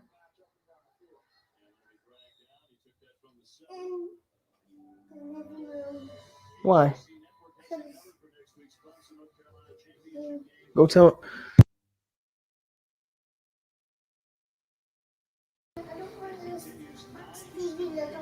Okay. Man. It ain't about recruiting. It's about winning football games. You got to win the football games. Yeah. It's still funny, but then it's like, dang, right? It's funny, but then it's like, dang, this is ridiculous. 21 Hunter is going to follow Prime wherever he goes.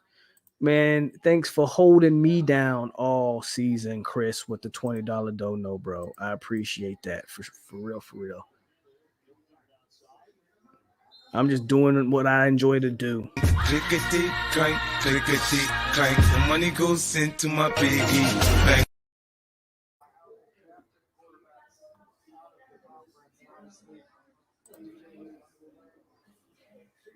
I'm glad you're seeing it though, seriously. And I know it's all fun, bro, and we trolling and we laughing, but seriously, if you just look at the way that and at what point does your head coach not have a say so in your quarterback rotations and what plays you're calling? There's a lot of concerning things, man. It's a lot of concerning things if you just watch the tape. Okay, man, give me a second, okay?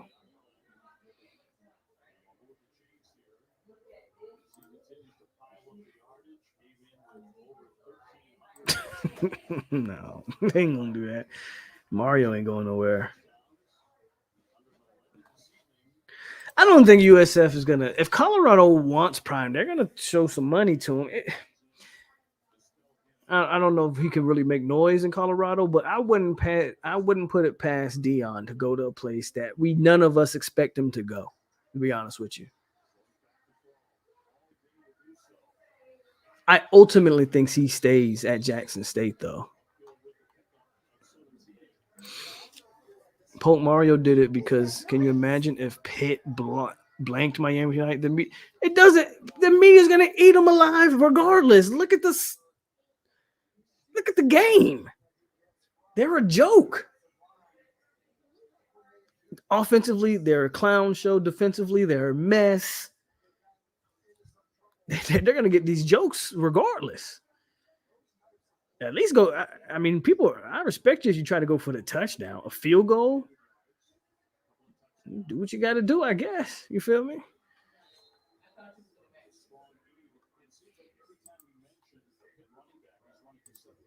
Really? Is LSU about to make a comeback?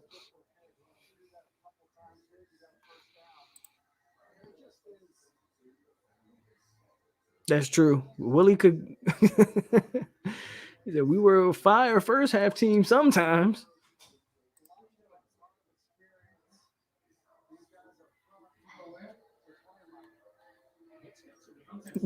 I've been trying to get Jurg on here, y'all. Jurg ain't wanted to talk football since the season started. Jurg ain't been wanting to talk football since the season started, man. Look at this. It's a joke. Look at this. Look at the effort. So what's the point? At least go for a touchdown.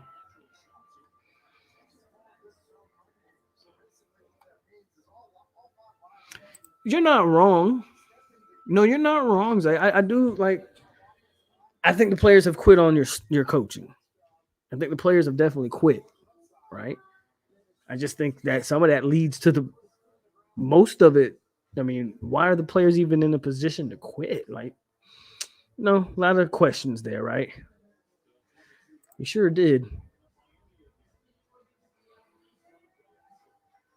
If Prime leaves JSU and Hunter enters the portal, he's probably going wherever Dion goes. You can try to pursue him, but I don't think it matters. You know, I'm just saying, in my opinion, he inherited a mentally weak team, and that's not picking on the kids. It's fact. Well, it's hard to gauge mental toughness of people that I'm not around. So I'm not around to know if they're mentally weak or not. Um, you're asking me to diagnose something that I can't from obviously the TV. What I can diagnose is the play calling, the personnel usage, the lineup, the way you line up, the formations. That's what I can gauge, and it ain't good. Is my point. None of that's good either.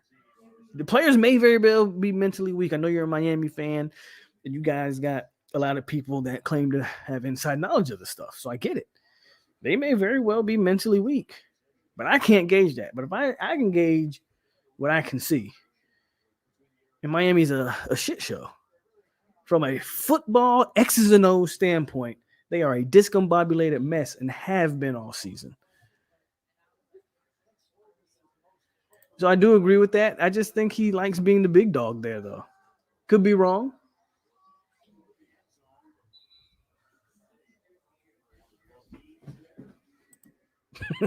That's all. They're banking on some mass.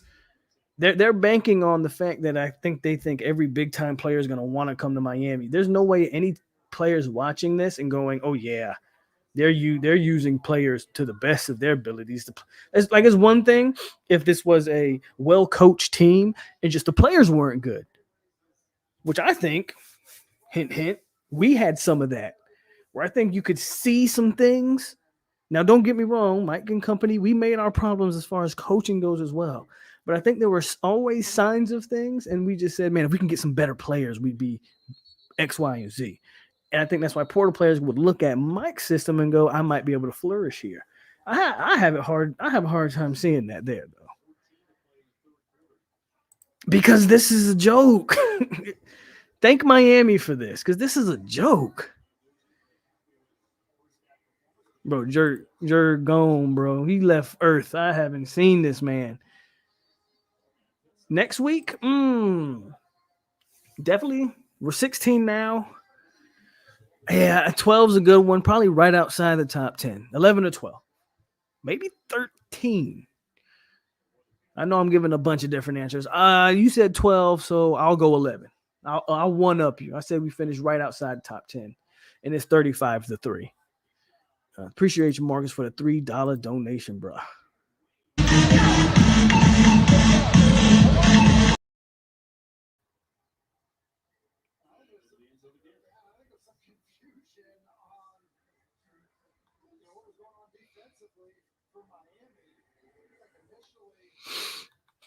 Let me catch up a bit in the comments. I'm a little behind. But I got to see what Zay's talking about because I know we having a conversation. It's hard with Gaddis because he's trying to run Michigan's offense, but we don't have Michigan's O-line. That's how they beat us. That's how they beat OSU the last 2 years.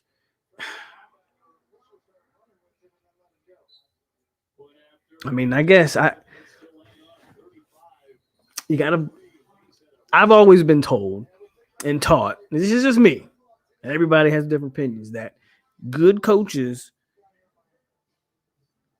don't make players adjust to what they want to do. They adjust to their personnel. That's what I've always been told. So you can take that nugget and do what you want with it, Zay. But if I have to force everybody to fit into what I'm doing, how good am I really?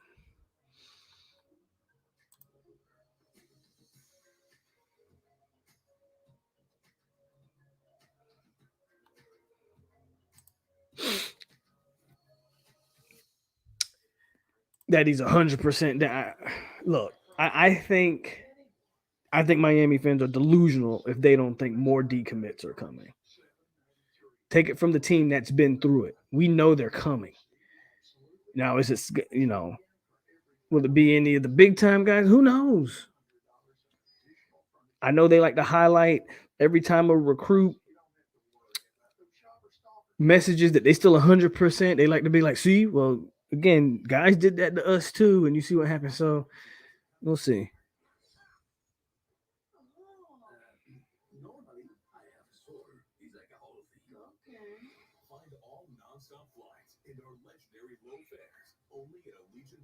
LSU lost. Crazy thing is they still got to play Georgia. So their season can still be salvaged. That's the crazy thing, is their season could still be salvaged. On any given Saturday, LSU can do some things. Now, I don't think they beat Georgia, but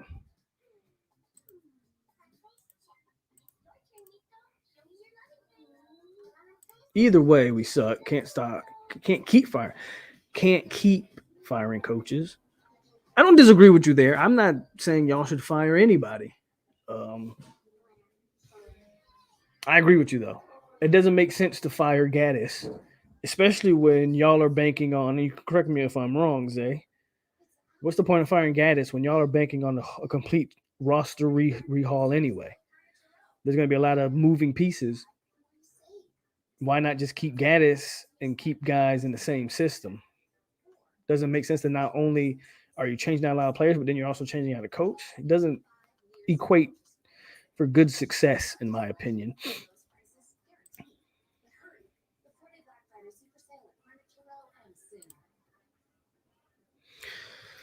I don't know. He seems to be solid to Miami. Hard to say.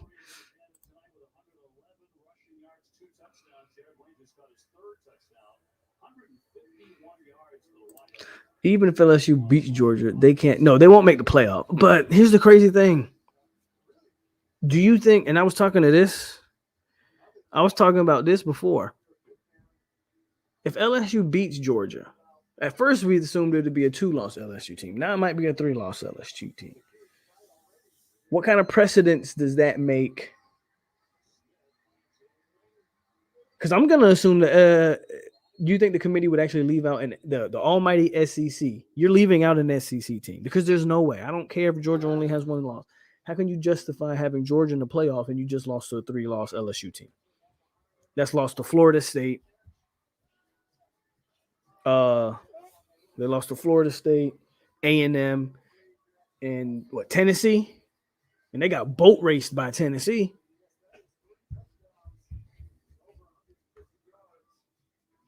But see, how does Bama sneak in when LSU beat Bama and they're the SEC champ? I don't think they want to set a precedent of not having the SEC in the, but you can't justify it. LSU beating Georgia turns this whole thing into it gets very interesting, man. It gets very interesting. Is it official? I know it's been being rumored, but did they finally? Is it like finally being official, Clifford? They've been talking about it all day, but nothing has been official yet. Or did they finally make that official?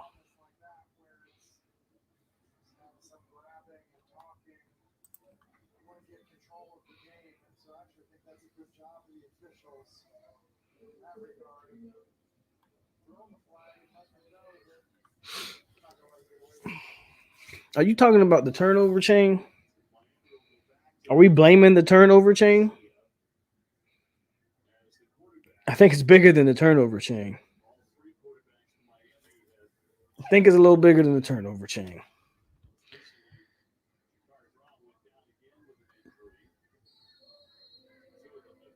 Because of the damn ESPN money. That's why. Dilly is official. Okay, cool. We'll see if he tries to bring anybody over there from our staff, because there's being rumored that he's going to try to, and not any of the on-field coaches, but a couple of our like off-field assistants, he might try to rack up. So we'll see, man. Good for Dilly. Congratulations. The man's went from offensive coordinator at Florida State, offensive coordinator at Oregon, to head coach at Arizona State, man, in freaking 2 years, bro. Right? I don't disagree, but they'll be the SEC champs. And they're the champs of the best conference in all of ball. Let the people tell you.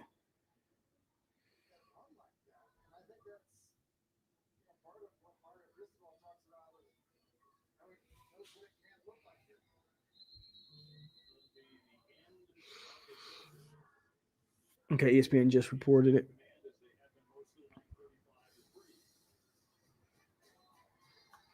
They wish they could rush the field. They wish they could rush anything.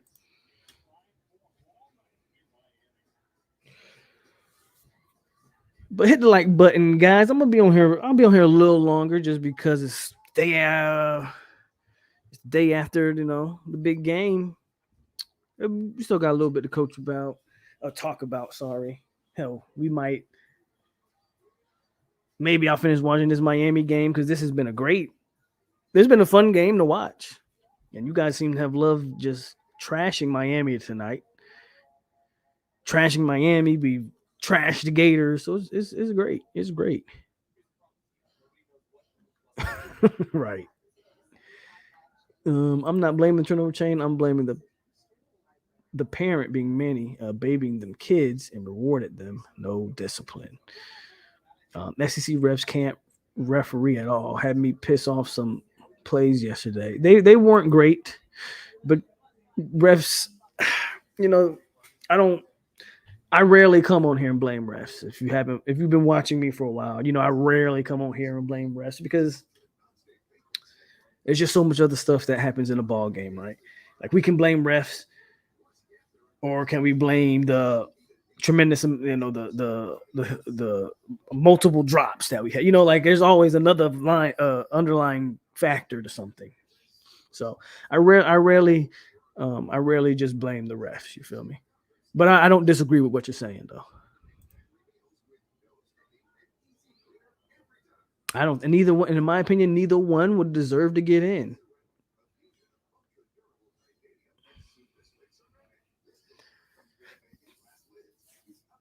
T2I is going crazy. Is he live right now, or what's going on with T2I? Is he live? I'll check him out once I get off here.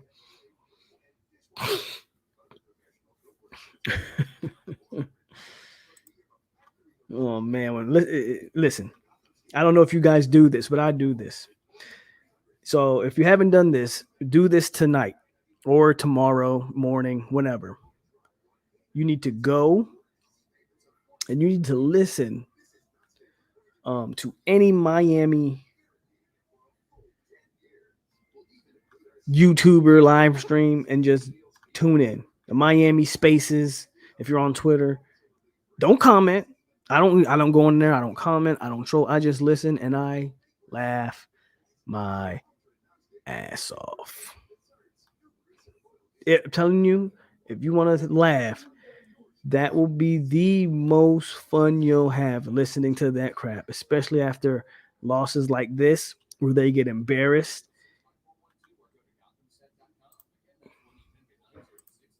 Telling you, man. Check it out. Please check it out. Absolutely the best time you'll have. The best time, I promise you.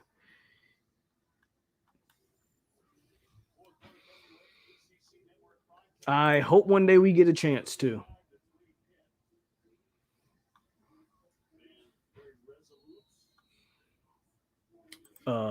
Definitely drop passing.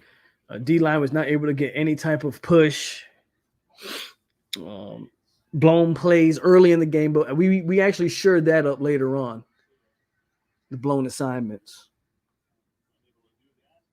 Every year, the offseason is king for them boys. I mean, I troll.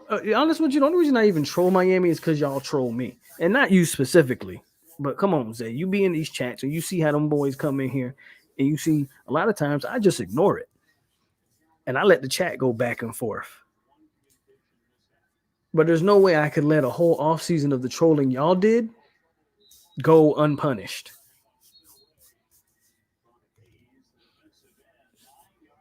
But we legitimately just got to talk football. Like on this play right here, 79 just gets whooped. And that goes to the point you were having earlier. You got to be able to block. 79 gets, oh my God. 79 looked like Maurice Smith right there. And Maurice, shout out to Maurice. He's been better in recent weeks. He actually held up pretty decently against that 400-pounder in yesterday's game. But I told y'all, that guy's not really a good football player. He's just 400 pounds. No disrespect. If I could have played D1 ball, you better believe I would have. But at the end of the day, man, you got to block better than that. You got to block better than that.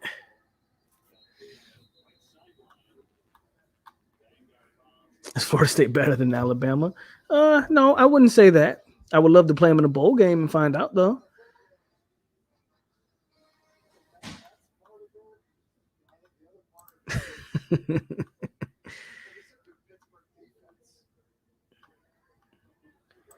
What I think we're gonna look like next year. I think we get a decent amount of guys back and add some critical pieces.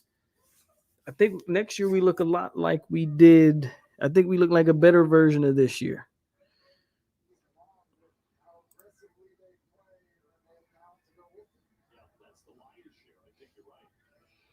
Right. Miami will have a couple guys they pick up. They'll pick up a big name out of the portal. There's no reason for them not to pick up a big name out of the portal. They'll convince some kids. Obviously, they'll have a solid recruiting class. And then when spring ball comes around, like the last 2 years, they'll talk about Ja'Cory Brown scored 13 TDs in one scrimmage. And you'll be like, I remember De'Aaron King had scored 8 touchdowns in a scrimmage. And this past spring, I think TVD threw 7 TDs in the scrimmage. Well, yeah. Those are probably more things to be concerned about than to be bragging about.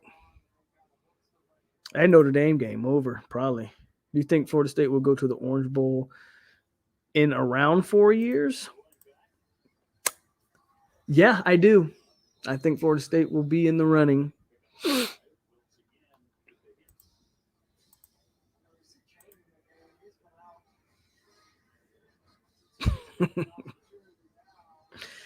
Child poop is crazy. I don't know. They hyped him up all off season. You're talking about the guy with the weird curly mustache or the handle, whatever you call that. That guy, yeah, they hyped him up all off season. Clemson's going to the Orange Bowl this year because I expect them to win. Do I think we will win a national? Do you think we'll win a national title again? Yeah, we're Florida State. We'll be there one day. History says so.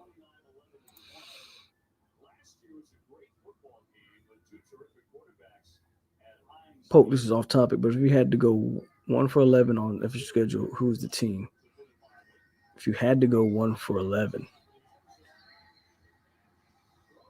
Are you asking me? What are you asking me, Seminole J? Like if we had to go 1 and 11, who's the one team I'd want to beat? I guess is what you're asking me.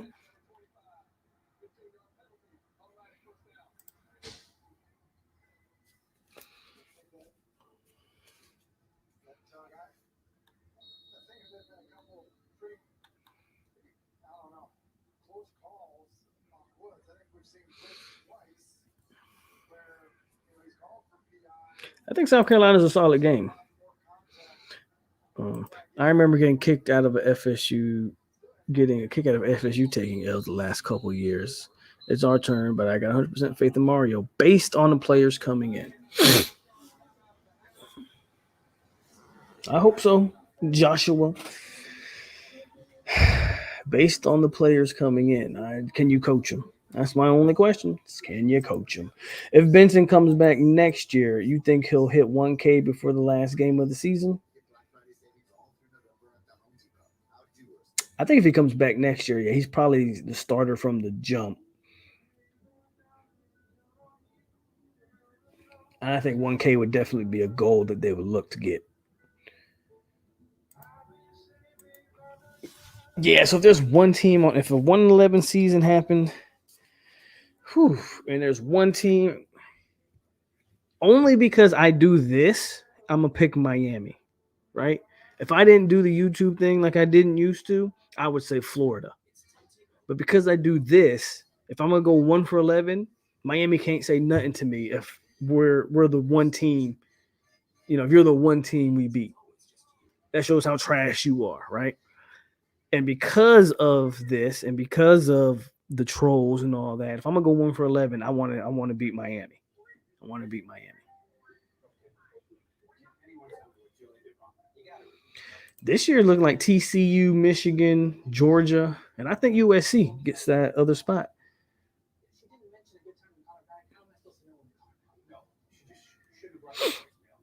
When's he taking that visit? And good luck to him. But I'm pretty sure we get the last visit with Hakeem, so I'm not worried.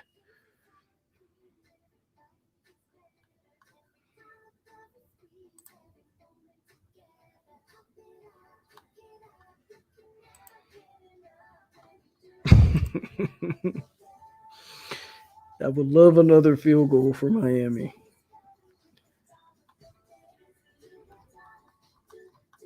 Breaking. The school directors of the University of Miami are thinking about moving the University of Miami to Jacksonville. Oh my God.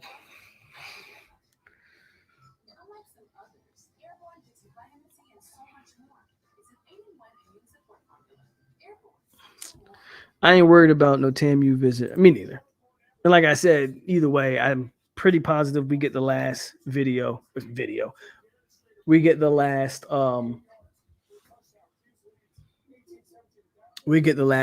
visit. We get Hakeem's last visit, if I'm not mistaken.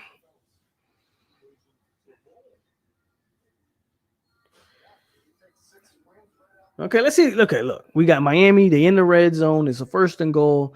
They're inside the 5. Can they get a freaking touchdown? Yes, they do. Mallory gets in the end zone. Congratulations, guys.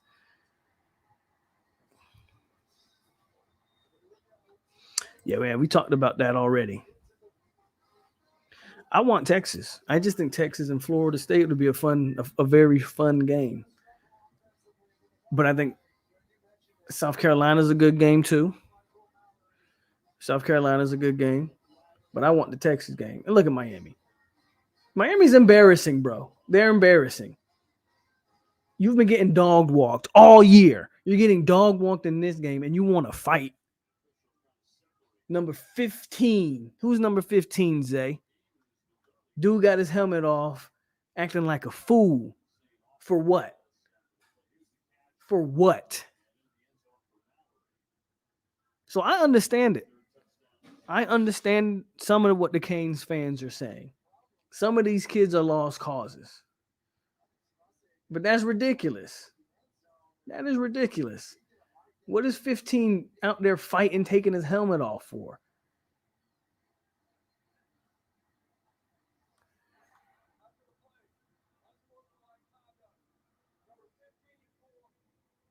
When you down 30, you're down 35-10.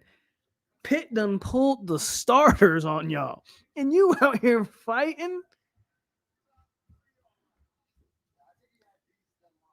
It's just stupid. It's just stupid.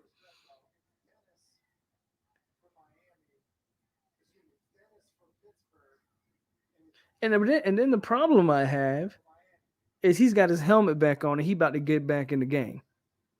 I'm sorry, Jacoby, George. You gonna be stupid like that? I'm pulling you, dog. That's what I'm saying. Like,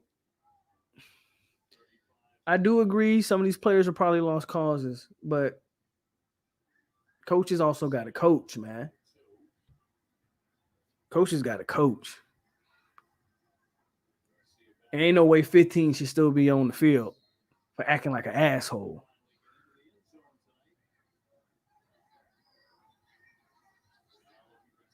Because to me, that what only message to me that sends is that you have favorites, in my opinion. Just my opinion.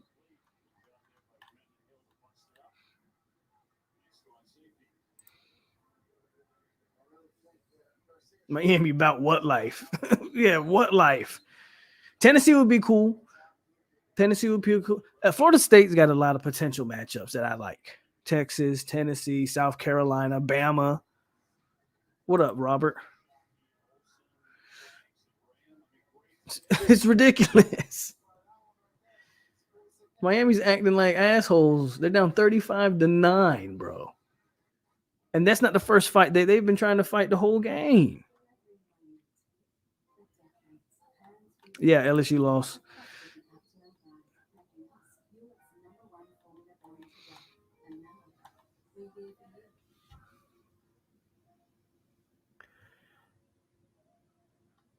I don't care what bowl it is. Hold on. I don't care what bowl it is. It's not like all our players will actually play for either team, really. I I don't know if we will have a bunch of guys sit out personally. Like maybe Jamie will sit out. I think Verse comes back just because I don't think he's ready. Maybe Trey Benson sits out, or maybe he tries to go for the 1,000-yard mark. I don't know. But I would like to see for Florida State and Texas. Just don't give us. I'm good on UCF too because we blowing either one of those teams out. The only way to find out is to line it up. Only way to find out is to line it up.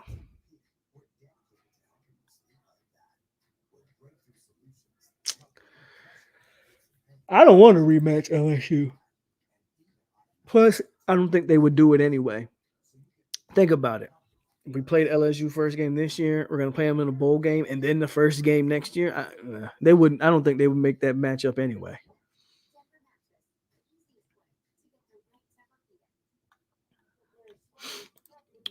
I never remember seeing a crowd so hyped. They didn't sit down. Even announcers kept saying the crowd hasn't sat down all game. Electric atmosphere last night, and that's huge.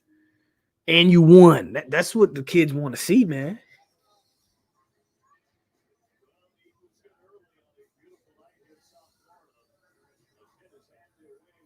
I don't think it's that serious. Again, me personally, I don't think unless you're playing in the top 4 that the bowls necessarily matter. I've been kind of big. I think I've kind of said that a lot. What I will say though, like FSU Texas is going to have eyes on it. Like if you're going to get to a bowl game that's outside of the playoff, you want to play a premier team. FSU and Texas, FSU and hell, maybe we can get Notre Dame. Tennessee. Those type of games are going to draw big crowds and a big audience. So I'm all for those. Where I stop caring is like Tyler said. No one wants to see FSU play Tulane. No one wants to watch FSU play UCF even. That game might be actually decent in the state of Florida, but give me premier matchups. I don't want to see us play, teams like Miami, right? No one cares about that. Is Clemson a possibility in the bowl game? I don't think so.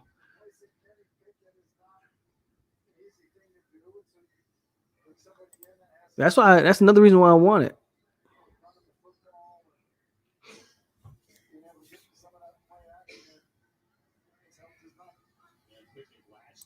See, they still talking about recruiting. Not one player done signed, and we on the recruiting talk. So wait till they sign. That's all I'll say.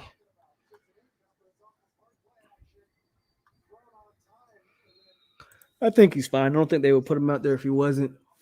I just think Benson's been so hot that they've just rolled with Trey. What?